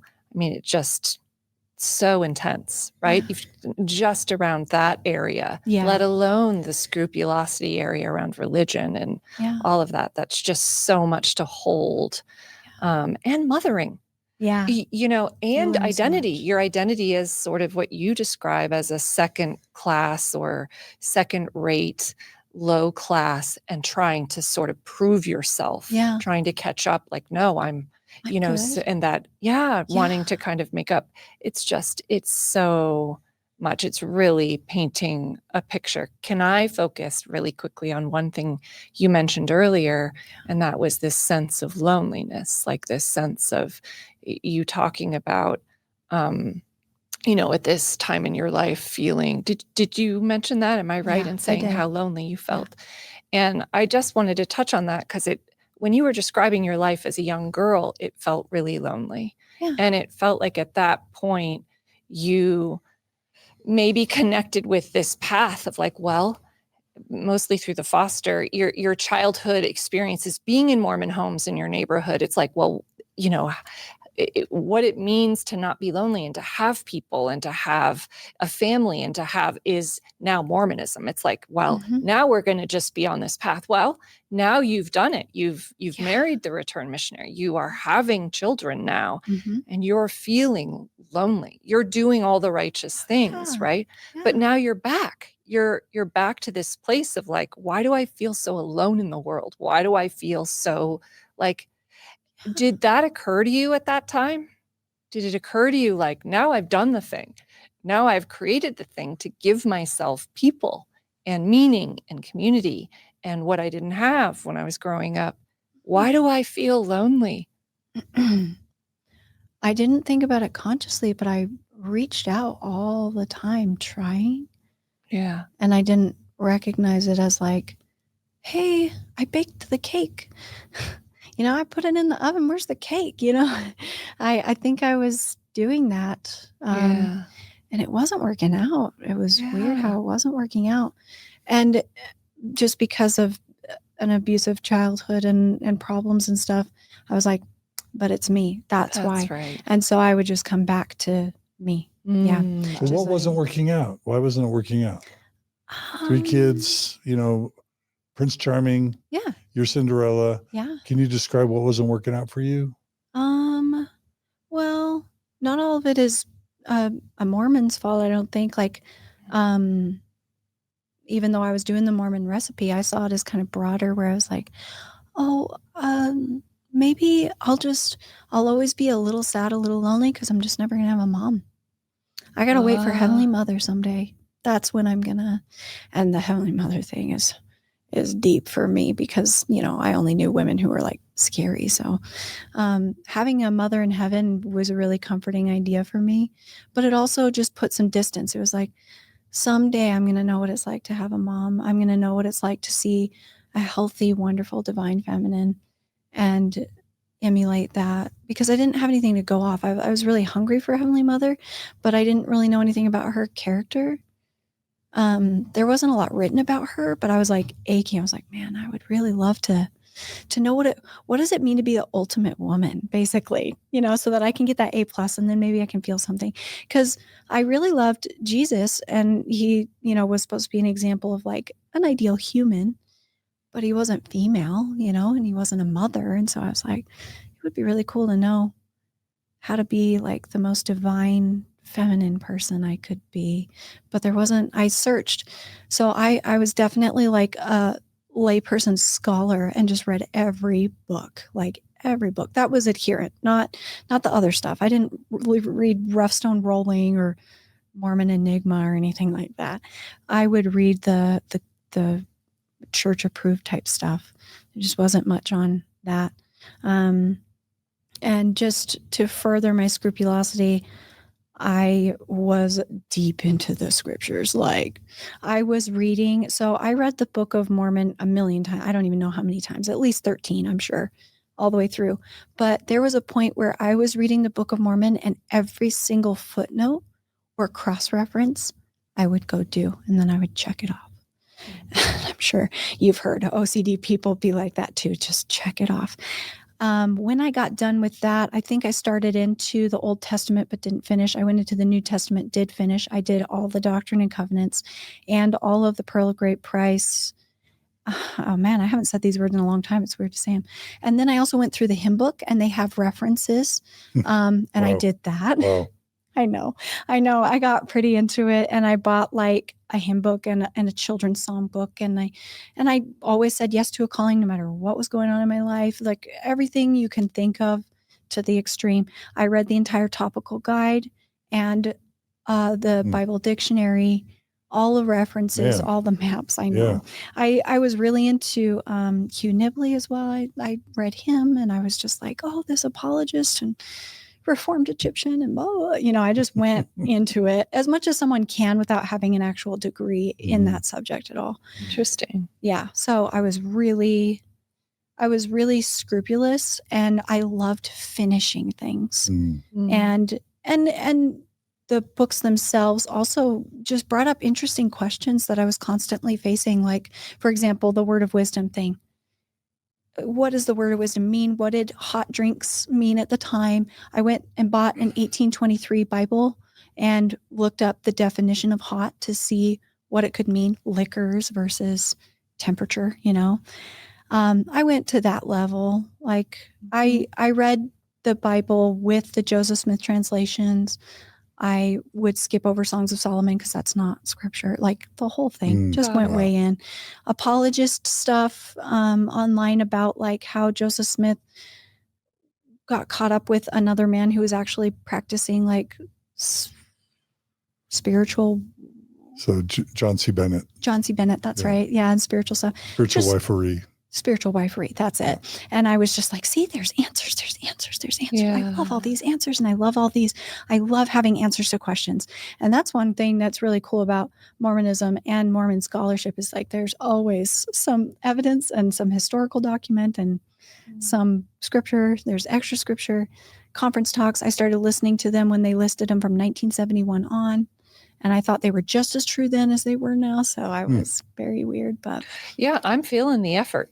Yeah, thank you. High effort. Thank you. I was like A+ Mormon. And that's what's weird about me not being LDS anymore is like a lot of people think that you're anti-Mormon, like you hate Mormons, you just don't know.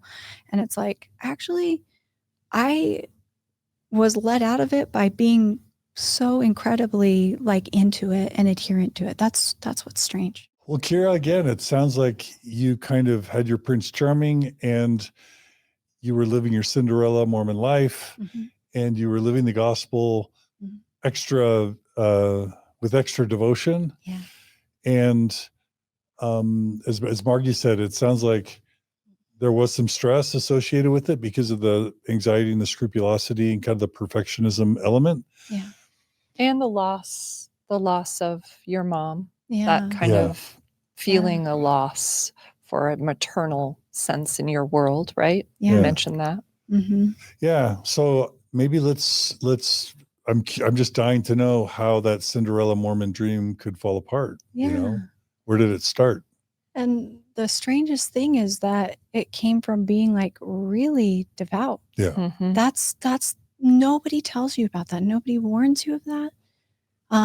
I had heard of like bad people who were critical of church, and they were under the influence of Satan, and they were getting excommunicated, like John Dehlin Oh, wait. and Kate Kelly. By name, wait. Yeah. Okay. I actually remember that in the news and being like, oh, these people, you know, they're so anti-Mormon, you know, or whatever the thing is. And it's just weird to sit with you now and you don't have any like horns or anything. You're just a normal person, but That you can see.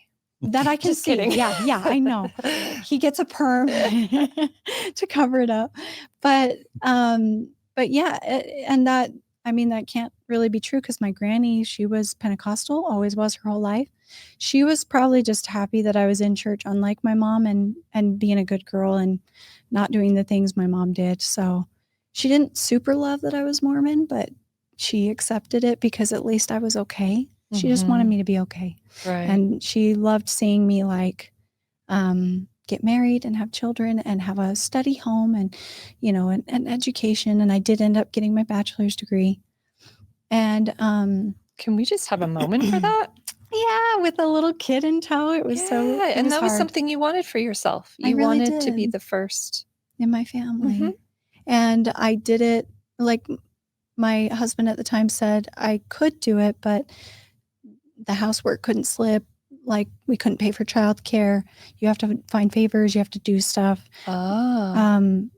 Like it couldn't cost us any extra. So I was getting scholarships and I was outstanding student in my college and I got like grants and everything that I could possibly do so that it didn't cost him any money, but I could still do it with a 3-year-old. And I'm just really proud that I was that's able to. really formidable. Yeah, like everything you a described. miracle. Mhm. But my granny passed away, and I still am so sad that she wasn't there at my wedding. She probably dreamed of my wedding day more than I did. She stood outside the temple because back in those days, if you didn't get married in the temple, you would have to wait a year.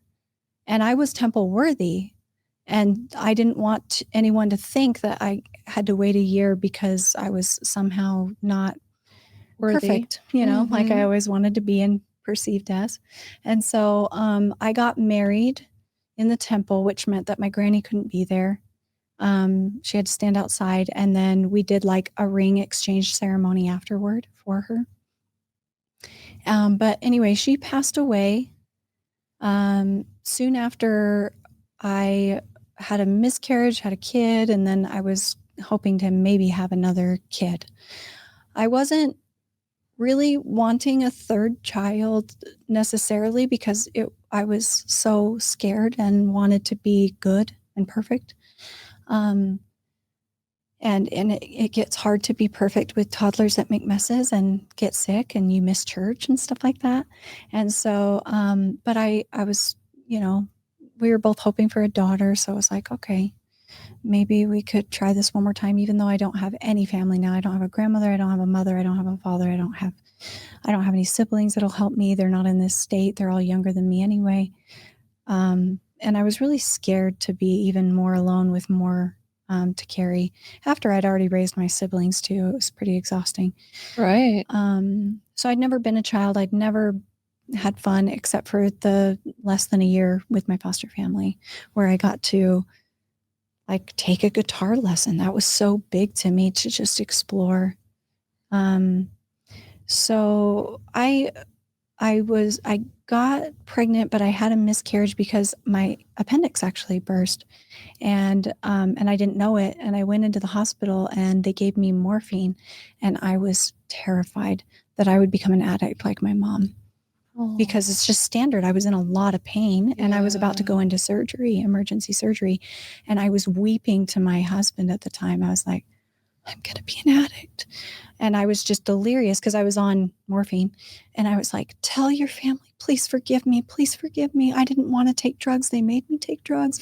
I was horrified. Critical thought wasn't like my greatest strong suit. I had to practice it in college. College was my first experience of practicing critical thought. And I would stay silent in classes and only listen to other people bring up points so that I could practice how that works. I didn't understand. So when I say that I was, I left church being very adherent, I was not critical. There were things that I didn't love, and I still wouldn't look at them. Like, put it on your shelf, I'm sure is what they say. So blacks in the priesthood, well, I'm not black. So unfortunately, I wish I could say I was critical about that. I wasn't. I was just like, well, we don't know. Okay, whatever. And I just put it away. Or women in the priesthood, I was just like, well, we don't know everything. And I don't want to be one of those angry anti-Mormon feminists. So I'm not going to do that. I'm just going to put it away. I think I would make a great, leader. I think I could offer some insight to people who have been through abuse or something, but you know what? I could just be a therapist if I wanted to do that. I don't need to do anything like that. And so everything was put on the shelf. And I always read apologist stuff if there was anything that was a question. But what was weird is obviously I told you I read the scriptures a lot and went through all the little footnotes and everything, just trying to be adherent. I got this idea, like, I really, really want to be just like Jesus. Like, I want to read only what he said from his mouth and like be just like him. Like, then I will be very perfect for my kids.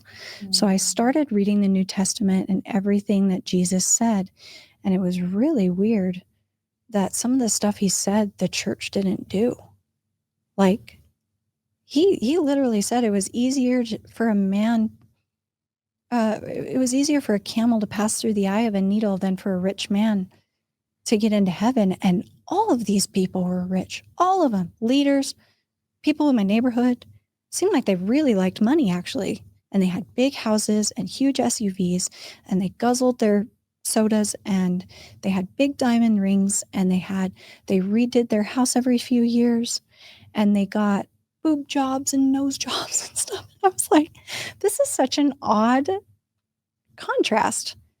I can't think Jesus would ever say, get your daughter a boob job as a present for graduating high school because you got to get married in the temple and you better look good. That is so odd. And it took a very long time, but slowly I was like, what if the church is in apostasy? What if they don't even follow Jesus? And I'm sure you've heard that from other people before. A lot of my friends were starting to get into Snufferite stuff if they were, following Denver Snuffer and getting rebaptized and stuff. Right. It was odd. Yeah. Well, I mean, it's just true that, I mean, there's the religion of the scriptures, and then there's how people live. Mm-hmm. And the Book of Mormon very much condemns wealth. It condemns materialism. Yes. It really focuses on the poor and a more simple type of living and a more simple form of Christianity. And it condemns, I mean, the great and spacious building, right? Yeah. Right. Yeah, exactly. Yeah. And so, Denver Snuffer. And it also really, I've been studying Joseph Smith and his early life, both the Book of Mormon and the Doctrine and Covenants really emphasizes getting a personal witness with Jesus Christ. Yes. So Snufferism just really comes out of, again, a literal reading of the Book of Mormon, of the Doctrine and Covenants, and particularly of kind of 1830s Joseph Smith Kirtland Mormonism. Yeah. Which was like the purest and before polygamy and all that stuff. We're kind of far away from that now as a church. Yeah. Some of that. Yeah. So you were just noticing that. Yeah. And I got invited to do things with the Denver Snuffer type people. But I was like, something feels off about this because, like, I just don't know if I want to be in any religion. It feels like the principles of Jesus Christ are kind of things that are personal. And I just don't want any more baptisms. I don't want any more preaching. I don't want any more people. I just want my own witness. I want my own studying of Jesus Christ. So I started studying it. And just before my last son was born, which is weird because at the time it was so hard, but my absolute greatest blessing, my little baby, I started thinking, well, prophets can be wrong and things in the scriptures can be written down wrong and they can be translated wrong and they can be altered for whoever's benefit they are at the time. And we can't really know, so we have to get our own witness of everything. To the point that I was like, I have to get my own witness about everything. When I go to bed, what I put in my mouth, what I wear, what I buy, what I say to my children. And so as my son is growing in my belly, I am getting more and more strict with food and more. I'm getting up earlier to meditate for hours. And the meditation that I was doing at the time was to erase 7 generations of whatever was bad in my family. That's what the chant was supposed to do. And I just, once again, that Cinderella feeling, I was like, I'm going to erase the sins of my fathers that are being visited upon me, their children. I'm going to do everything. And so I still struggle. Like, I want to be clean, and that is physically. I will wash my clothes in the hottest water. I will get every spot out. I will shower. I will clean several times, and I clean my house and I run it over with bleach and I'm exhausting myself. Yeah. And my children are being raised with that strict woman. And I was very loving toward them, but everything was a church lesson. Everything, every meal we ate, everything. And I think it sometimes was off-putting to my husband at the time and my in-laws. They found it so strange. Like, yeah, sometimes you watch Simpsons, you watch rated R movies. Sometimes you spend money on diamond rings. Sometimes you redecorate your house. Sometimes, as long as you pay your tithing, like, you can spend your money how you want. You can have nice cars if you want. And I earnestly asked them, because my foster family also had a lot of money. They didn't spend it, but they had a lot. And my in-laws, I was like, what about Jesus saying that you can't get into heaven as a rich man? What about that? And they would, they had all these things. And I was really wanting answers. And when my last son was born, I was still doing that thing of constantly getting the Holy Ghost to verify everything, right? Yeah. And when he was born, he was the calmest, sweetest, most wonderful baby. Slept so long. He was 10 pounds. And he ripped me up. That's big. Bad. Yeah. Large, And I'm not a big person. Yeah. So he ripped me so bad that I couldn't even get into a wheelchair to go anywhere. And he was sleeping a lot. And the hospital started to get worried. Now, I'm sure you've heard a lot of people who are very adherent religious are distrustful of science. They're distrustful of doctors. And my foster family is definitely one of those types. And it became more so after COVID. But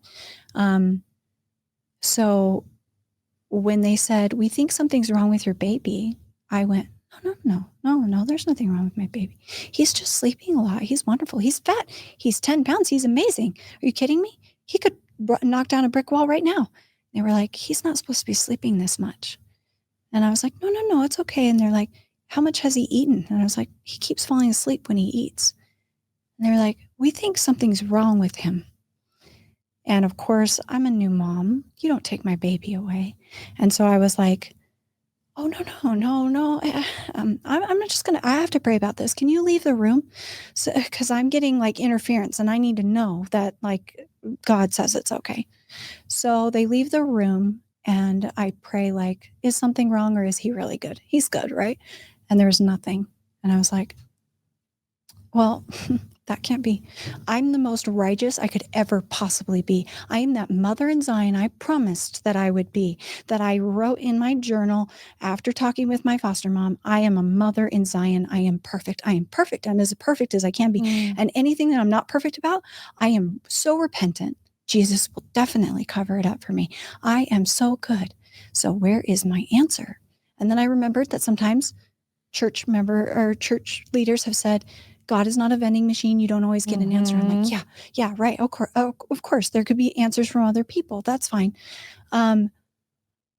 Sure, but that's okay. And so I asked my husband, who's my priesthood leader, and he was like, I think that the doctor should look at him and see what's wrong. I was like, okay, all right, science has its place. That's fine.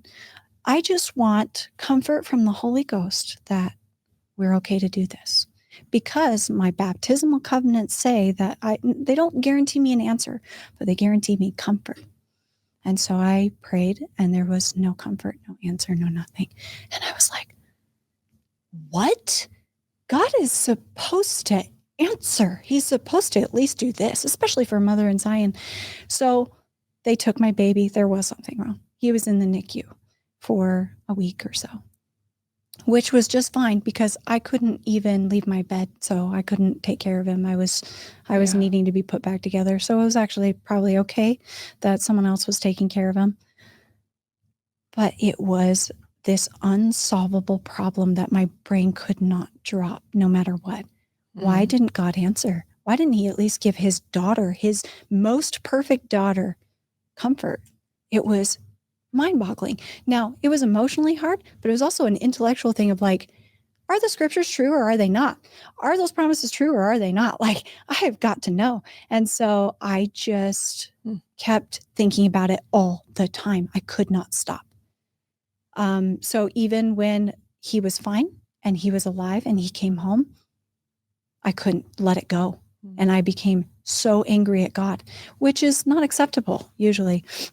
You're supposed to not be anti-Mormon and anti-God and everything. You're supposed to be understanding that God has a plan for everybody and there's a reason and everything. And I went through everything you can think of, kind of like Job, like, oh, you must have sinned. And I was like, no, I'm pretty sure I didn't sin. Pretty sure. I couldn't even sin. I was confined to a hospital bed. There was nothing I could do. I wasn't drinking. I wasn't doing meth. Like what? And all those questions came up in my mind. Well, maybe I have depression and the antenna is broken and God is sending a signal of comfort and I can't receive it. That's what's wrong with me. That's what it is. But then even after I started to get better, which took a long time, there was still nothing. Silence. And so after about 6 weeks, which was the most devastating 6 weeks of my life, my baby was the most perfect baby, thank goodness, because I couldn't handle anything else happening on top of that. I finally admitted to my spouse, I said, I'm not sure I believe in God. I'm just not sure he's there because I didn't get an answer. And this was huge for me because my entire life, as you know, this whole story is built on God being real. He has to be real. There's a reason why I went through all of that in my childhood. There's a reason for everything. And one day there's going to be a mom and a dad that love me in heaven and it's going to be okay. And I'm not going to be abused anymore. And I'm going to understand why I went through all these things. There was so much promise in believing in God and in the Mormon Church and in everything.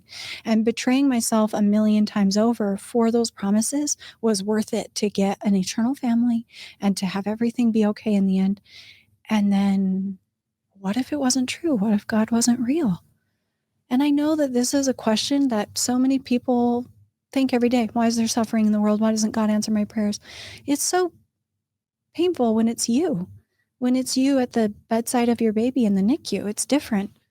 And so I admitted to my spouse, I am wondering if God is real because I have always been vulnerable, honest, and open with him. And to an exhausting degree, I'm sure he's probably had to deal with so many late nights of me being overly emotional. And the first thing he said is, well, if you don't believe in God, then you won't be Mormon. And if you ever drink a drop of alcohol, you will not come home and you will not see your family. Like, you will not be around your children. And I was 6 weeks postpartum. I was feeding my baby from my body. And at that time, you weren't allowed to have alcohol while pregnant or breastfeeding. Now I think it's changed. The research has shown, like, if you can find your baby, you can feed your baby, is the rule with alcohol and breast milk and stuff like that. But at the time, obviously, I didn't even take ibuprofen. Like, I was so when I was in pain, I just dealt with it. I just took a bath or something. Like, I do not do drugs. I do not do even prescription drugs. I don't like doctors, that whole thing. So I did not. Drinking alcohol was the furthest thing besides meth from my mind. I was just thinking about how my life was over and I wanted to die if God wasn't in it. And he was like, you will not see your children and you don't have a home. And it just registered to me all of a sudden. My house, I'm on the deed, but I don't pay the mortgage. I don't have a home. I'm homeless again. I'm at the mercy of somebody else because I don't have a job. I'm 6 weeks postpartum. I've never had a job since I quit to have children. Right. And I have a bachelor's degree in psychology, so I may as well be homeless, you know? And it just hit me in that moment. I didn't just lose God. I also lost my right to a home and access to my children. And I just lost my marriage, I think. Yeah. Because there's no coming back from a man thinking that you are under the influence of Satan, being convinced of it after spending his whole life taught to be Mormon. And now I wasn't. Yeah. And it was weird because to me, I'm grappling with, like, what if God isn't real? That's a huge question that supersedes Mormonism. And he is like, well, you won't be Mormon and you might drink. And I'm like, what? Even if I wasn't Mormon, I don't think I would drink because I've seen my family like succumb to addiction and stuff. I'm not that person. And besides all that, they have diabetes that runs in their family and I don't want to get that. So I won't have too much sugar. I won't have too much alcohol to ruin my body. And I wouldn't do that to my baby. And it just was so stunning to me. And I realized that I had actually been right all along, that I was a Cinderella bargain. And if I didn't exactly adhere, I didn't have the same status anymore that I had before. I don't get that same benefit. Can I ask you? Yeah. So, in talking about your former spouse, you've described him in a certain way, at least originally, like calming and very. What do you like? Were you shocked in that? It sounds like you were shocked in that moment, this side of him. Had he changed over the years? Do you feel, was it more the threat, just the perceived threat of you not believing in God that gave you this kind of different version of him that was very, very brutal, very, not the way you've described him so far? What was your, like, in that moment where you just, who are you? like what were you kind of feeling? Or did it make sense to you? Had he changed in some ways? Had this, come up before? Oh, that's a good question. Yeah. There were other things like him saying, you really shouldn't go to Spain. Or when we got married, I was like, I'd still like to do like maybe a service thing in India before we start having kids. Oh, that costs too much money. You can serve your neighbor for free here. Why go far away? Why spend that money? Like, the amount of money that you would spend on that, we could have like a used car, like a $4,000 car is a good car, Why would you spend that flying to India? Like, don't leave. He didn't like when I wore like black Nirvana t-shirts. I thought that was kind of edgy. He didn't like some of the music that I had listened to before I became LDS. He didn't like that I liked the smell of coffee. So it shouldn't have been surprising because there were these things that I would bump into that I would just ignore, that like showed that he definitely had a certain way and he made the final decision on things. And that could have been like He's the man, he's the priesthood holder. It could be like he earns more money in the relationship than I do. Or when I was a stay-at-home mom, I have no power because I don't earn any of the money in the relationship. But there was always an element of like, we accept you, everything's good as long as you comply. I was just shocked that, and he said it very calmly. He was not mean. He did not swear. He did not call me names. He just let me know. And that it shocked me that it was so deep, that it was so profound. I was like, where am I going to go except my home? Like, let's say I did drink alcohol. The safest place is not driving in your home. Or let's say, like, do you want me to like stay in a hotel if I drink? Like, is that what you're saying? You don't want to be around me? But then that would cost so much money and you don't like spending money. Like I would have to use your money to buy the alcohol anyway. So, it was just very clear. This is my money. This is my house. This is my children, my power. And I have, and he does have a lot of power. Like if he needed to hire a lawyer, he had money and an income. He had a family that could pay for that. I have nothing. Like less than nothing. So, it made me realize like whatever I was going through, I better buckle that up and keep going and try my best to make peace. Like always be peaceful with Mormons, even if I didn't believe. Because at that point I was like, what am I, like atheist? Am I agnostic? Because I do believe that I've had experiences that I can't explain, but then I've also had experiences to the negative where I don't know why God didn't answer then and only answered then. Why are these things happening? So I was trying to work it out in my head. I told him, like, I don't think I can unsee this now that I've seen it. And I was probably going to have questions or work things out. And that's just how it is. And he said that was fine as long as I always told him everything that I was doing or watching or seeing or speaking about or questioning or reading. And I joined this Facebook group at the time called A Thoughtful Faith because I was trying to remain as adherent as possible. So I went in there and he was like, I need to be a member too to watch what you're doing. Don't post anything about me. Don't say anything about me. Don't say anything online. If you are going to pose a question in that group to talk about, I need you to tell me first. And then I want to see the responses and I want to know who you're talking to, who's responding to you, if they're private messaging you, all that stuff. And I was like, oh, okay. So I joined and I just mostly read everyone else's stuff, all their questions, all their thoughts, and the replies. And it was so amazing to be going through something and realize that other people were going through it too. And I felt like even though there were so many different responses, maybe somebody posted something and they were like, somebody who responded was angry. Oh yeah, the prophet. Blah, blah, blah. And then somebody would be like, well, let's be reasonable. Those were the thoughts in my head too. I had a whole crowd of people in my head. Some people were angry and they were saying like, how could they do this? And then others were like, but we had experiences with God too, and we don't know what to say. So it was really great to be a fly on the wall and just, okay. And I can ease into this. I still would attend church a little bit. I wouldn't wear my garments anymore.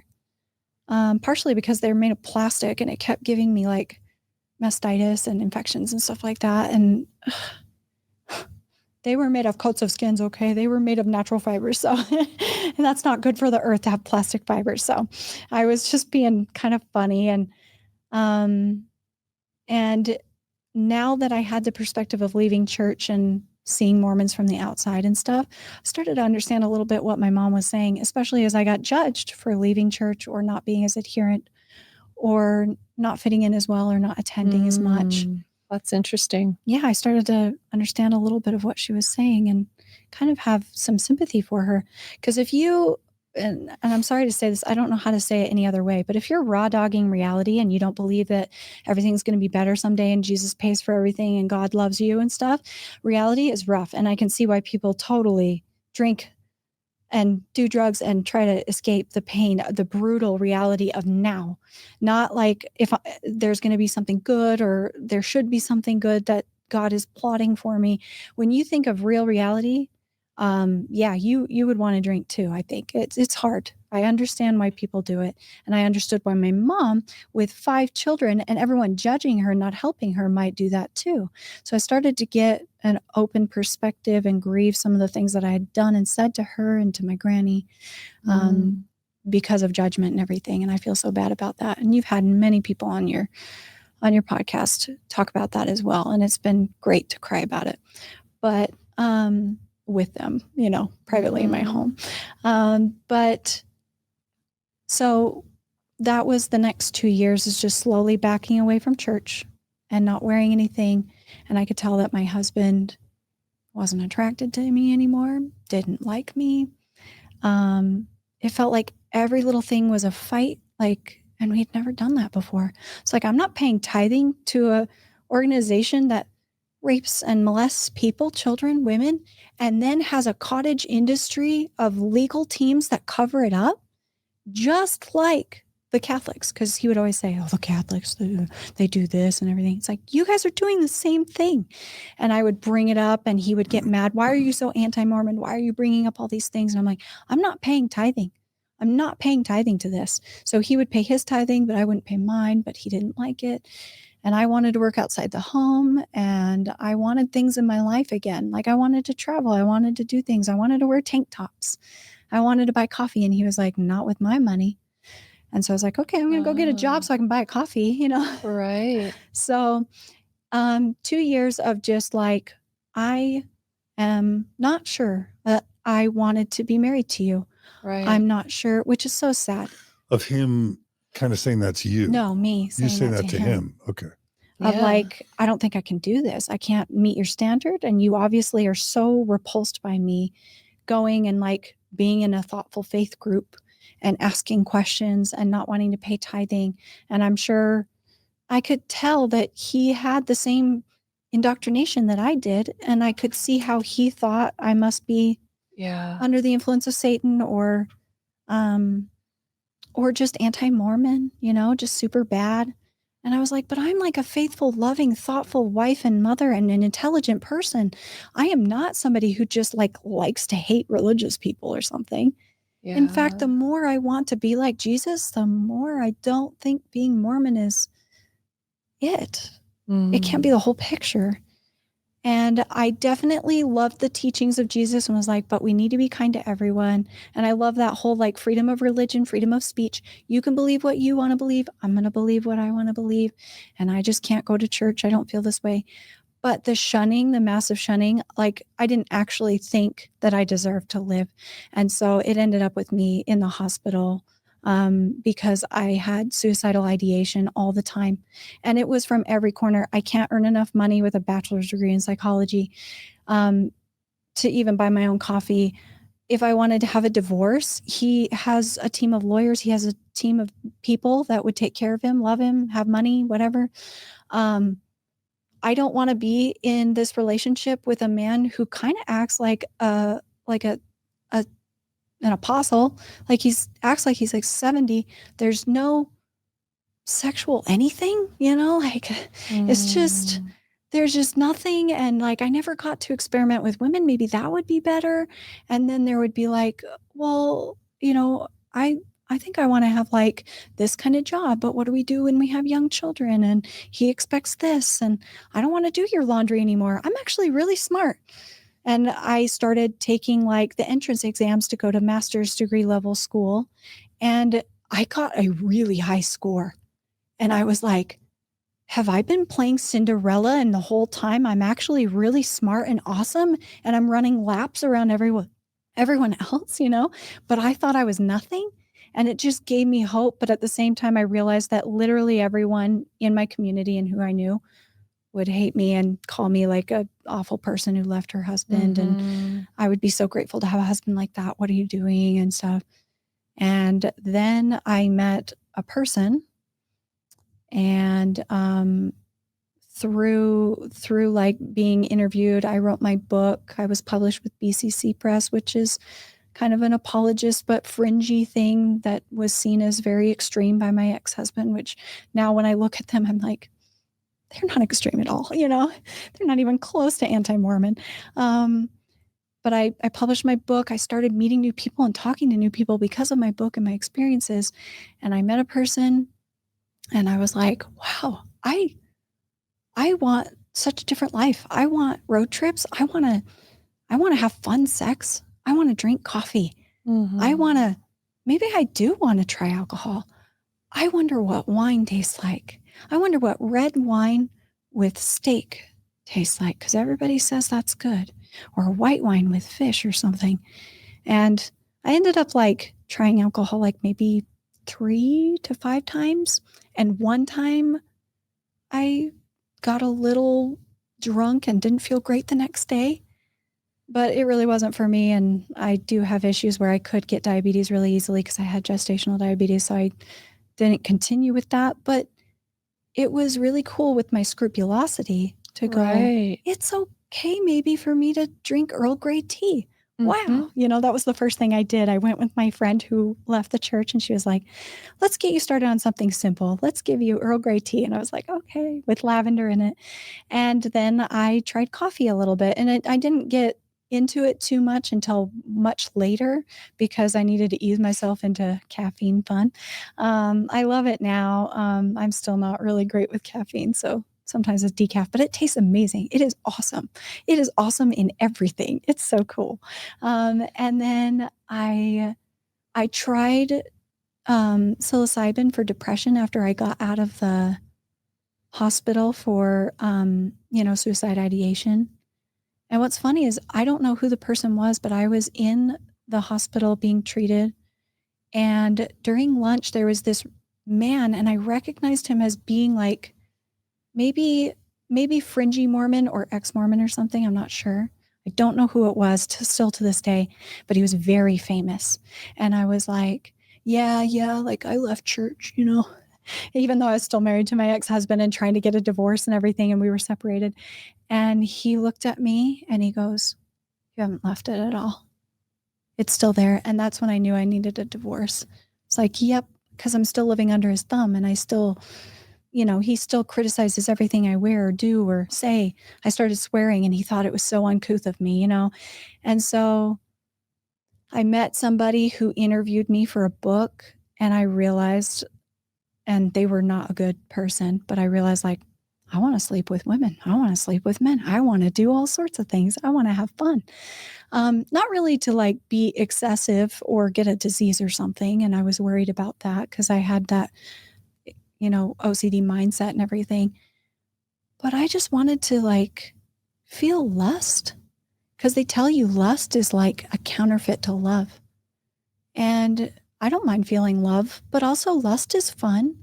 And maybe you could have lust and love at the same time, where you're like attracted to a person and it's very visceral and like maybe lower brow, but then at the same time, like maybe enjoy them for who they are too.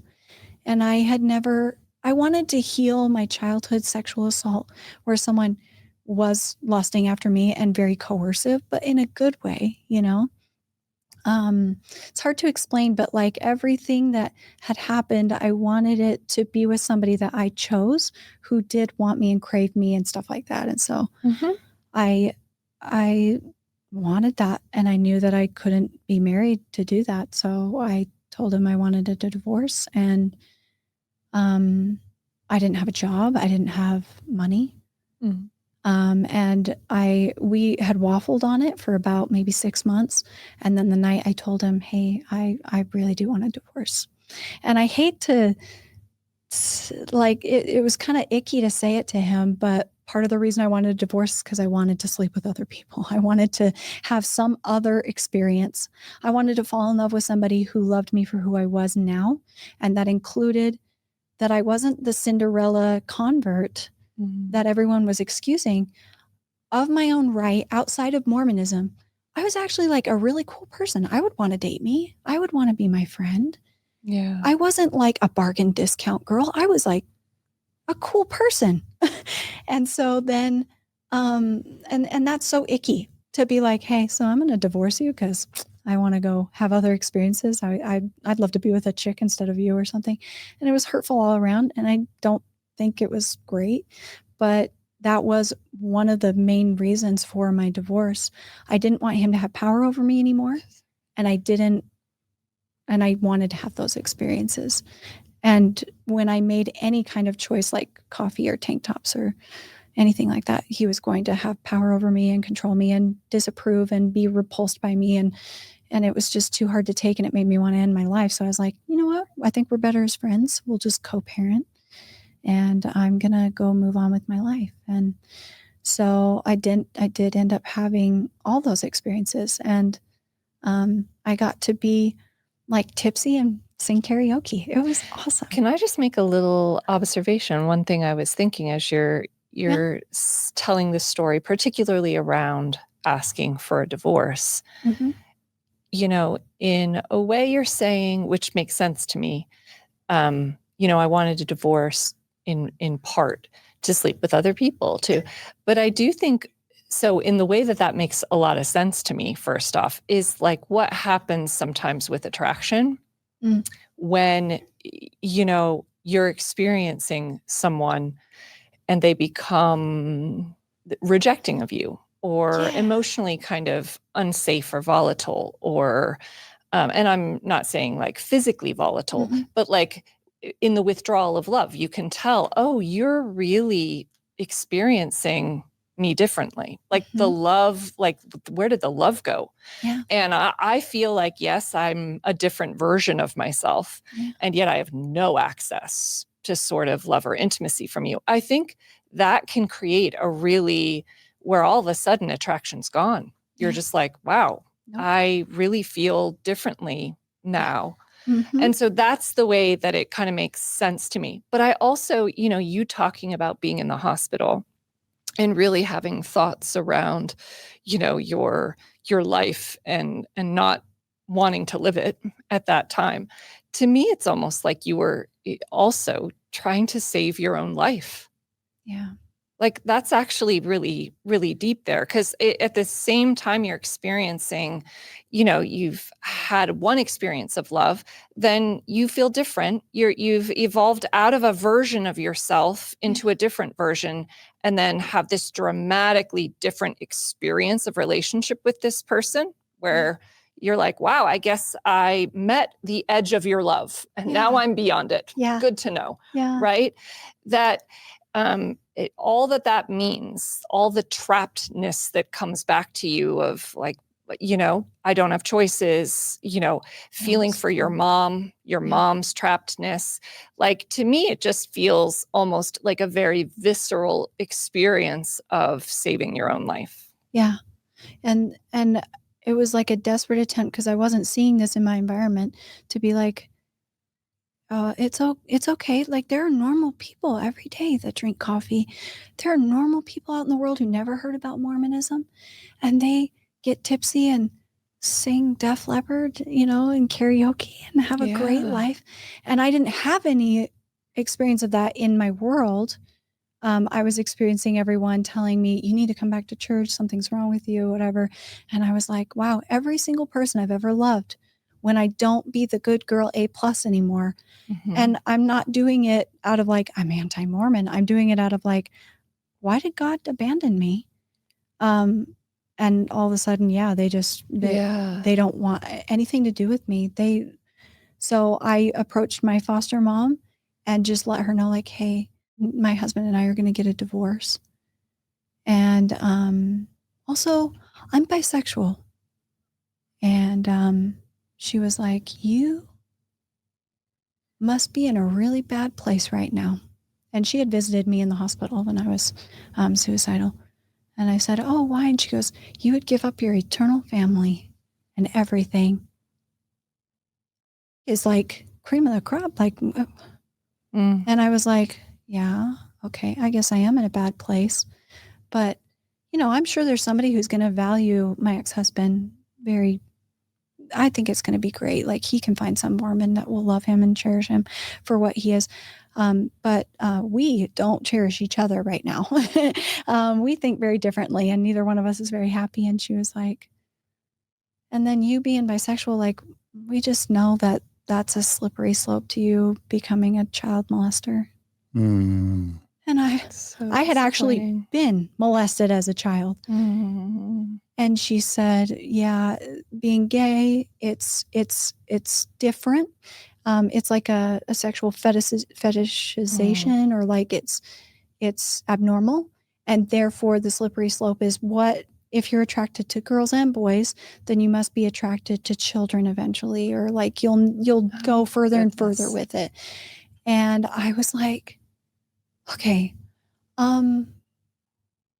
I understood that perspective because I had read a lot of like Spencer W. Kimball and Ezra Taft Benson, and I know where she was coming from. But I was like, okay, I believe that you are free to speak however you believe, and you have freedom of speech. Don't ever say that to a gay person, ever, especially if you knew that they were in the hospital. Please, like, and she's like, I know. And I'm like, no, I'm serious. I'm going to let you have a pass on this because I think I'm strong enough to handle this. But don't you ever say that to a gay person who comes out to you in that moment. Please just keep it to yourself, whatever you have to do. I'm not saying that you are wrong and I'm right and I'm righteous and yours. I'm just saying whatever that is, don't say that to a person, especially when you know that they want to die, like for who they are, please. And it has obviously not been the same since. We have tried really hard to stay in contact and be calm with each other and loving. And it's just funny to me because her extended family, somebody who was raised LDS his entire life and was a youth leader, just got caught for being a pedophile with multiple 13-year-olds. And I'm like, I just wanted to be like, who is the child molester? Here I am. That was 5 years ago. Wow, weird. Still not attracted to children. Still haven't done anything to a single child ever. But there's somebody in your family who has. So I guess being gay, and I knew that what she said couldn't be right because I was gay, part gay, and I didn't want to hurt any child or do anything like that. But I didn't know how to like prove to her, like, that's not how it is, obviously, because I'm one of those people and I don't do that. And I've been a victim of it and I still don't do that. So anyway, it was hard. And I was like, we just need your support in the divorce, like with the kids. We're not picking sides. We're not being mean. We're not speaking badly about each other to anybody. But we just are on team kids. We're going to be here for the kids. And she goes, well, good, because if there was a side, I'd pick your husband's. And I was like, wow, okay, so I have nobody, no grandma, no grandpa, no siblings, no mother, no father, no church, no community, no neighborhood, no home, no job, nothing. And I do want to die. And the most devastating of all of this is no God. Because guess what? Even though I'm not sure there is a God, in my hardest moments, I still will go, please, please, please, please. Are you there? Why are you doing this to me? Why is this still happening? And it has been 8 years and there's nothing. It's been 8 years.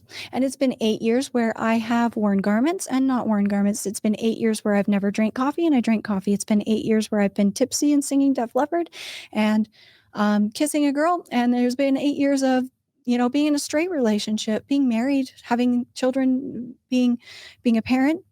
I work in a school. I can't do drugs. I don't do anything. I have pass a background check, fingerprinting, everything.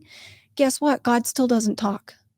And I've read everything and I've not read things. And I've tried to explain the psychological reason for like why I felt this or didn't feel this or didn't get an answer. And it doesn't matter where I go, what I learn, what psychology degree I have. I don't have an answer, and I still don't have an answer from God, and let alone a church or anybody else. So this feels like a low point. It was a very like your lowest. bad point. And I think that the psilocybin treatment did help in that moment to make me like not want to kill myself. But I don't think it's a long-term solution for, like, it's just not a holistic solution. That came with finding friends that I could trust. That came with having sexual experiences that were fun, that were validating, that were close and emotional, and I was accepted by somebody. It came from finding new people who thought, yeah, she is awesome. I'm not thinking about what she does on Sunday for 2 hours. She's just so awesome. It came from having professional experiences at work where we don't get to talk about religion. That's not part of our job. It's not part of the coworker relationship. So I can just be who I am outside of the question of God or my righteousness. And so this OCD scrupulosity thing can really be cured by it's not a question or a topic of discussion at all. Or I had a sip of wine and I didn't die and nothing bad happened. And there's not even any evidence that I did, or I have coffee and I didn't feel the spirit any more or less than I did before. Or I slept with somebody, girl or boy, and the next day I felt like a normal person. I didn't feel bad for masturbation or oh, I wonder what I'm into or anything. And it's just been great. I didn't get in. I think I was converted into Mormonism during a time that habits could become addictions, possibly like pornography addiction or, excessive masturbation or sexual addiction or something, or addiction to a substance like alcohol or drugs or something. It just never caught on with me. I even smoked cigarettes one time and it didn't catch me. So here I am as living proof that you can have a cigarette and not have another one ever again, or try alcohol and you're not a raging alcoholic under the influence of Satan. You can sleep with somebody and that doesn't mean you're a slut or a problem or anything. You're just a normal human being. And you can not wear garments and wear tank tops, and that doesn't mean that you're a loose woman. And you can wear black fingernail polish if you want. And it's just, I just really hope that there's somebody out there listening who is maybe as adherent and struggling as much as I have, and know that you can be an absolutely normal person. You can even have a divorce, and that doesn't mean you're a bad person. You can be a parent and make mistakes and, and just live a normal life outside of Mormonism. I don't really think about it that much anymore, which is kind of nice. It's such a wonderful thing for the church, which was this big and was casting a shadow over everything, to make it just like this and very manageable. And I can engage with it when I want to. And for people that aren't LDS that I meet, to put it into perspective and say did you know that they only have this many members? They're concentrated in Utah, but if you went anywhere else, they would be such a small number. You may not find one for a long time. They don't have to rule your life, and their rules don't have to either. You can just be happy. You can just be yourself. Even as you're talking, it's so, it's relaxing. There's a lot of flexibility, I think, in the way you're talking. And during the time that John was in school, I remember him coming home and talking about different things he was learning with his psychology PhD. But one of them that I remembered was around flexibility. Do you remember that? This idea of the more rigid we become, basically, the more, what would you say? Would you say the more susceptible we may be to mental illness? Flexibility is the, what would you say? I mean, I they've tried to distill a personality trait that would be most highly correlated with mental health. And I think the one thing across multiple meta-analyses, multiple studies, the one trait that they came up with was psychological flexibility. Oh, that's awesome. So instead of rigidity and everything's got to be a certain way and I got to control things, it's more hey, I can roll with what is.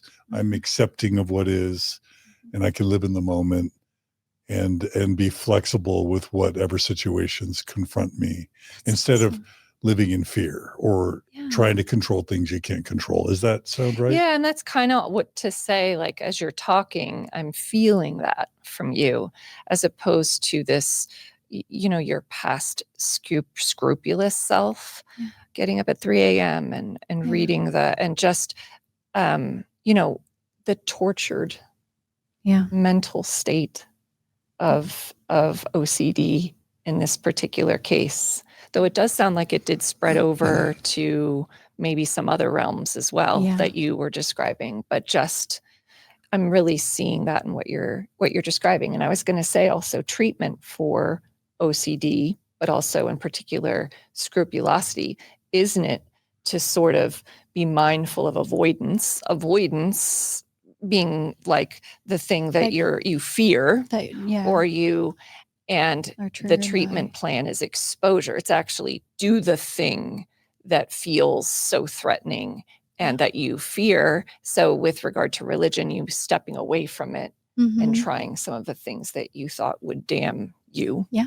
or corrupt your soul. Yeah. And then you kind of wake up the next morning and you think, well, I still have my values. I still actually feel quite like myself. Yeah, like I'm Being still actually a kind form person. of exposure therapy. Or is that going too far? Yeah. Yeah. Yeah, I couldn't afford regular therapy, so I just did it myself. I did exposure therapy. I just Exposure therapy experimented on myself. Yeah, very inventive, but yeah. And what's really, really cool is my now ex-husband is more flexible than he's been. He's been more kind. Age, raising kids on his own has been eye-opening to him, doing his own laundry, cooking the meals, realizing how much work there was in everything. And I don't just mean it one way to be like sassy and be like, yeah, so anyway, that's like a lot of work to go to the grocery store and plan the meals and everything. On the other end, I was like, wow, there's a lot of pressure at work. There's some politics there that I didn't realize went on that he was dealing with while he's also got a wife at home who's like, did you know Jesus said, and being nuts and everything.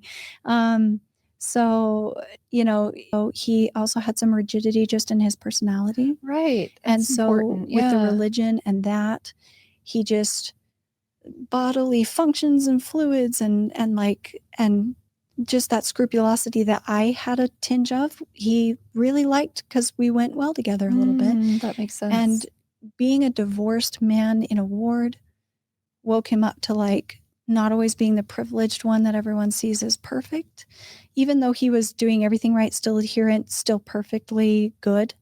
But getting judgment anyway because he'd had a divorce. He wasn't allowed to be bishop and he wanted to be because he didn't have a wife.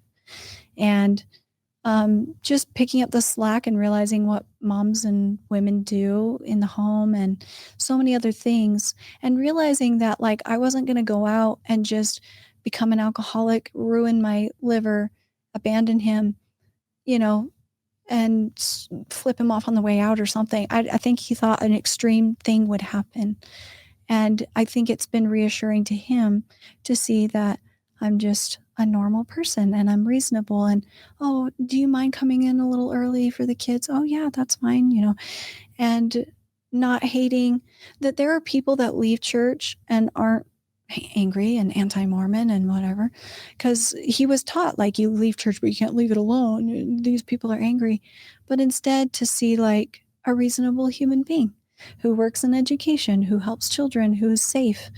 Just because I can drink alcohol because I'm not LDS doesn't mean I always do. And that was a big deal for him because he suffered with some family members who struggled with alcoholism and stuff and, were wayward from church and stuff like that. Or, oh, your mom was a drug addict. That means that the minute church isn't in your life anymore, you're going to swing back to being a drug addict. You're going to be a prostitute. You're going to.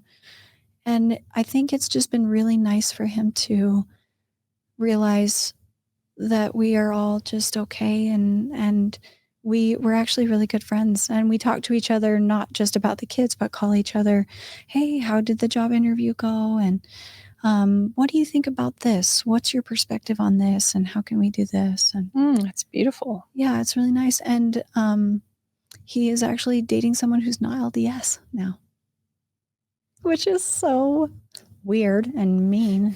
I was like, you could have had me because she's very similar to me and not LDS. And I'm like, if you could have just accepted me and been attracted to me, then maybe it would have been fine and we wouldn't have to have this divorce. But instead you had to go cold and now you basically found another person like me. But it's fine because I've found somebody and I remarried and he's atheist, which is funny because they're just as dogmatic as religious people sometimes. And he's like, you're too compassionate to Mormons. But I'm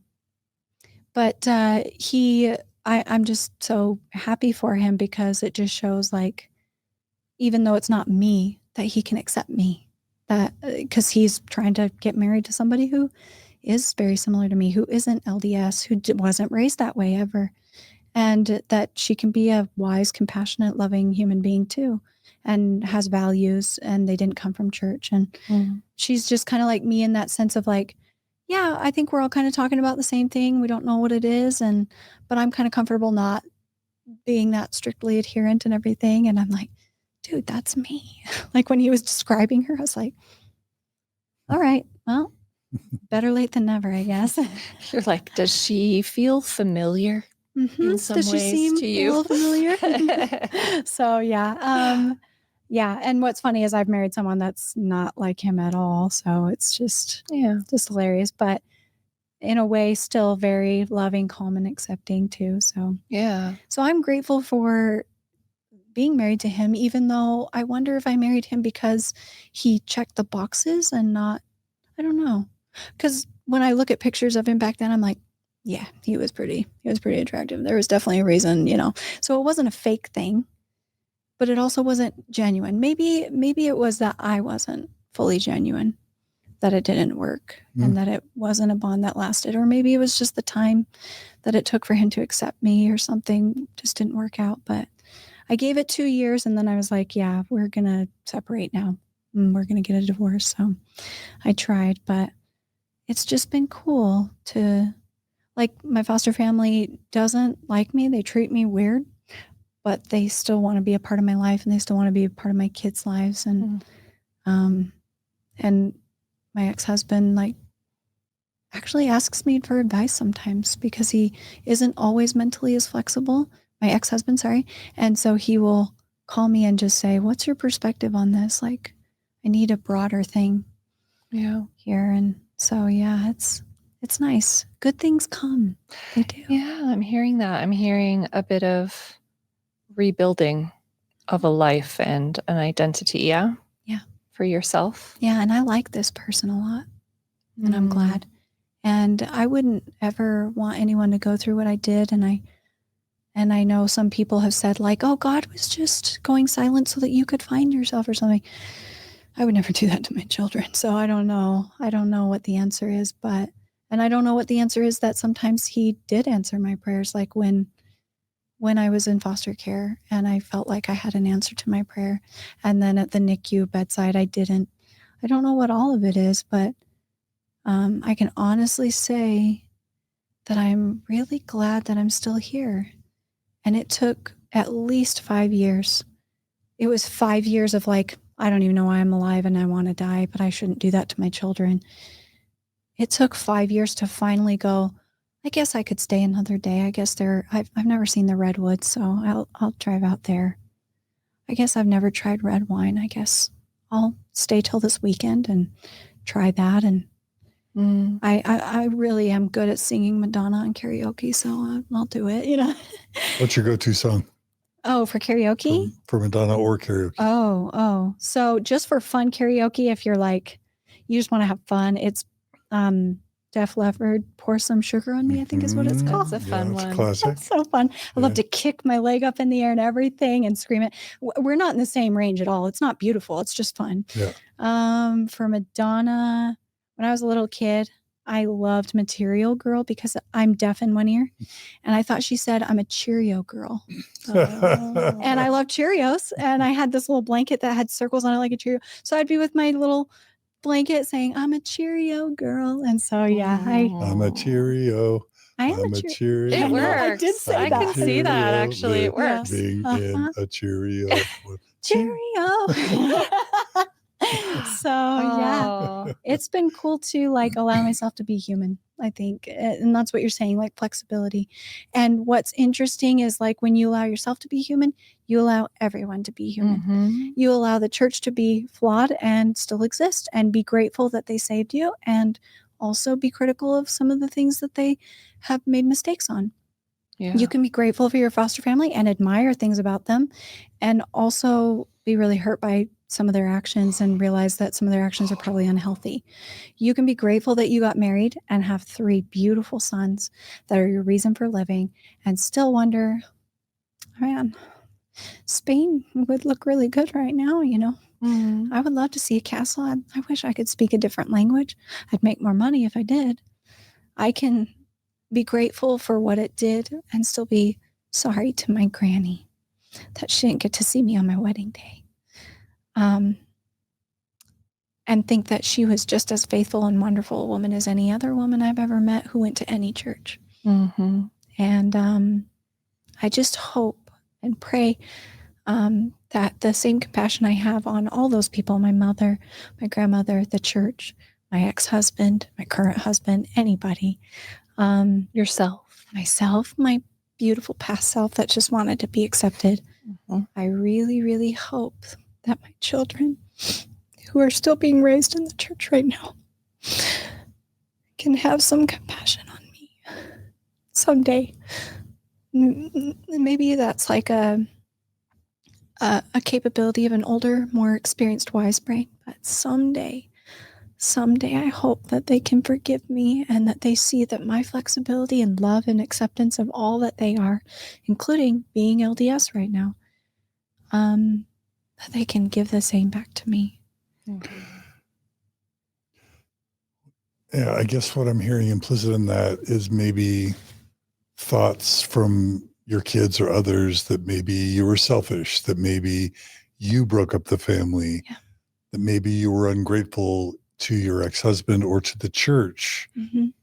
and that you leaving your marriage and the church are breaking up the family and also being ungrateful to the church and your husband for taking you in. Mm-hmm. Breaking covenants. What would you say to a believing Mormon that said, yeah, you were ungrateful to the church and to your husband, and you broke up your family? I mean, I think you've already said it, but yeah, I think I would just say what Mary Oliver said, where she said, you do not have to be good. You do not have to repent on your knees for 1,000 miles. Mm-hmm. You only have to let the soft animal body of your body love what it loves. I love my children, and I am so grateful for the church. I love my ex-husband still. I love my foster family. I don't think I hate a lot of people, actually. I really love everybody. And I just can't be bad. If I do, I can't be bad. I don't think. Not perfect, but I'm not bad. wow, that was beautiful. So beautiful. And Margi and I are always down for a Mary Oliver quote, right, Margi? That's right. She's so great. Mm-hmm. She's so great. Yeah. Well, Keira, thank you so much for being so vulnerable and for being willing to share your Mormon story. I know it's going to help people. Yeah. And you were incredibly vulnerable and authentic. And I'm so happy, we're so happy you found healing and joy and growth. Absolutely. And we're glad you're here. Yeah, I'm glad I'm still here too. And And I wouldn't Spain. have said that. Spain. Yeah, hopefully It's not someday. over. It's not over. It's not over yet. Spain can await. I'm sure there's going to be Spain a viewer and a awaits. listener that's going to write in and say, hey, I want to help pay for her way to Spain. I'm sure someone will do that. Oh, so. that would be awesome. I would love to. I just want to see a castle, just like one. I want to see a castle. I want to learn Spanish. Yeah, I hope it helps. I hope my book helps people. I obviously wrote that when I was 30. Now I'm 37. Before I was 30. Yeah, any way that I can help, that would be great. But I didn't even think about how you have a community and maybe they would help me too in some way. It's happened. Stranger things have happened. The book is How the Light Gets In by Keira Shae, Keira Shae. Buy it. Enjoy it. And if people want to get a hold of you, Yeah, they're welcome to. how do they reach out? I want to go to Mexico too. I want to, anybody in France, like I would love to visit. I don't usually travel alone or where I don't know somebody because I'm deaf and I'm a woman. And I just think, yeah, it would be unsafe, but it's nice to know there's good people out there. But yeah, they're welcome to get a hold of me. I have my book. I've actually written a lot of books. I don't know if everyone would enjoy all my different books. So that one's my memoir of my childhood, finding the Mormon Church and not the good and some of the nuance of what they did. It's not negative in any way because I was still trying to be adherent then. But other books about exploring, like fictionalized versions of exploring sexuality after church, poetry. So that girl who wanted to sketch, Rose and Jack and stuff like that, and photographs and sketches and poetry and stuff like that. I made books like that. I made books about. Are they all under Keira Shae? Yeah, they're all under Keira Shae and Amazon, yeah, Audible, Kindle, whatever. Different publisher than BCC because I sent them it and they thought it was a little too edgy for them and explicit. They're faithful. They're faithful. No I didn't shade. realize that, but they are. Yeah. At the time, they seemed so big to me and like different, but they are faithful. So they didn't publish it. They only published that memoir. But if anyone is looking for some sauciness, spiciness in their life, I have other things too that are fun that can help you. Like, I definitely explored safely through stories sometimes instead of actually experimenting myself because I was too scared. And also it was during COVID, so I couldn't do anything. So I just stayed at home and read books. So, and I wrote poetry and I made art and stuff. So that person came out, and I just got brave. They call it shelter writing when you write for experiences that you feel like you can't have or you have to hide about yourself. So I wrote a lot of poetry and stories about being with women and men, and just some of them didn't even happen. I just wanted to explore it while locked up. Right. During COVID. So, and did you end up going back to school? You had mentioned taking. Yeah, I got my master's degree in educational psychology. How about that? Yeah, that's amazing. It was great. I'm so proud because I have more education than any person I know.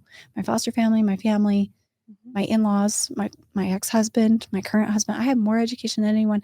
Now, it doesn't mean I get any more money. I'm still super poor because I work at a school, but it's just kind of neat. And with that credential comes like opportunities to speak and to speak with authority on things now. People don't just use my experience, as a child, but also like that I have a background in knowing psychological principles and development. Yeah. Just beautiful. Thank you. To witness you. Yep. Yeah. All right. I'm so glad I'm here now. Yeah, absolutely. Yeah. Well, this has been lovely. Thank you so much for sharing your story on Mormon Stories. And when you go to Spain, I hope you'll send us a photo or come back and tell us. Oh, yeah. And we want to hear all about your trip to Spain. That's all right? Okay. Thank you. Let's do it. Thanks for having me. Yeah. All right. Thank you, Keira. Yeah. Thanks for sharing your story today.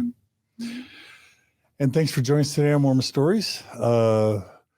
If you feel like you have a story that will help people, that will be valuable to our audience, all you got to do is go to mormonstories.org/apply and fill out the form, record a little video, just like Keira did, and we'll review it. And if we feel like it's a good fit, we'll reach out. We really appreciate our donors that make all this possible. Thank you if you're a donor. If you're not a donor and you value this content, all you got to do, if you want to see it continue, is go to mormonstories.org, click on the donate button, and sign up to be a monthly donor. And for as long as we have financial support, we'll keep doing what we're doing. Margi, it's always great to have you as my co-host. Thanks for being here. Yeah. She was amazing. Thanks for all you had. Pleasure. Yep.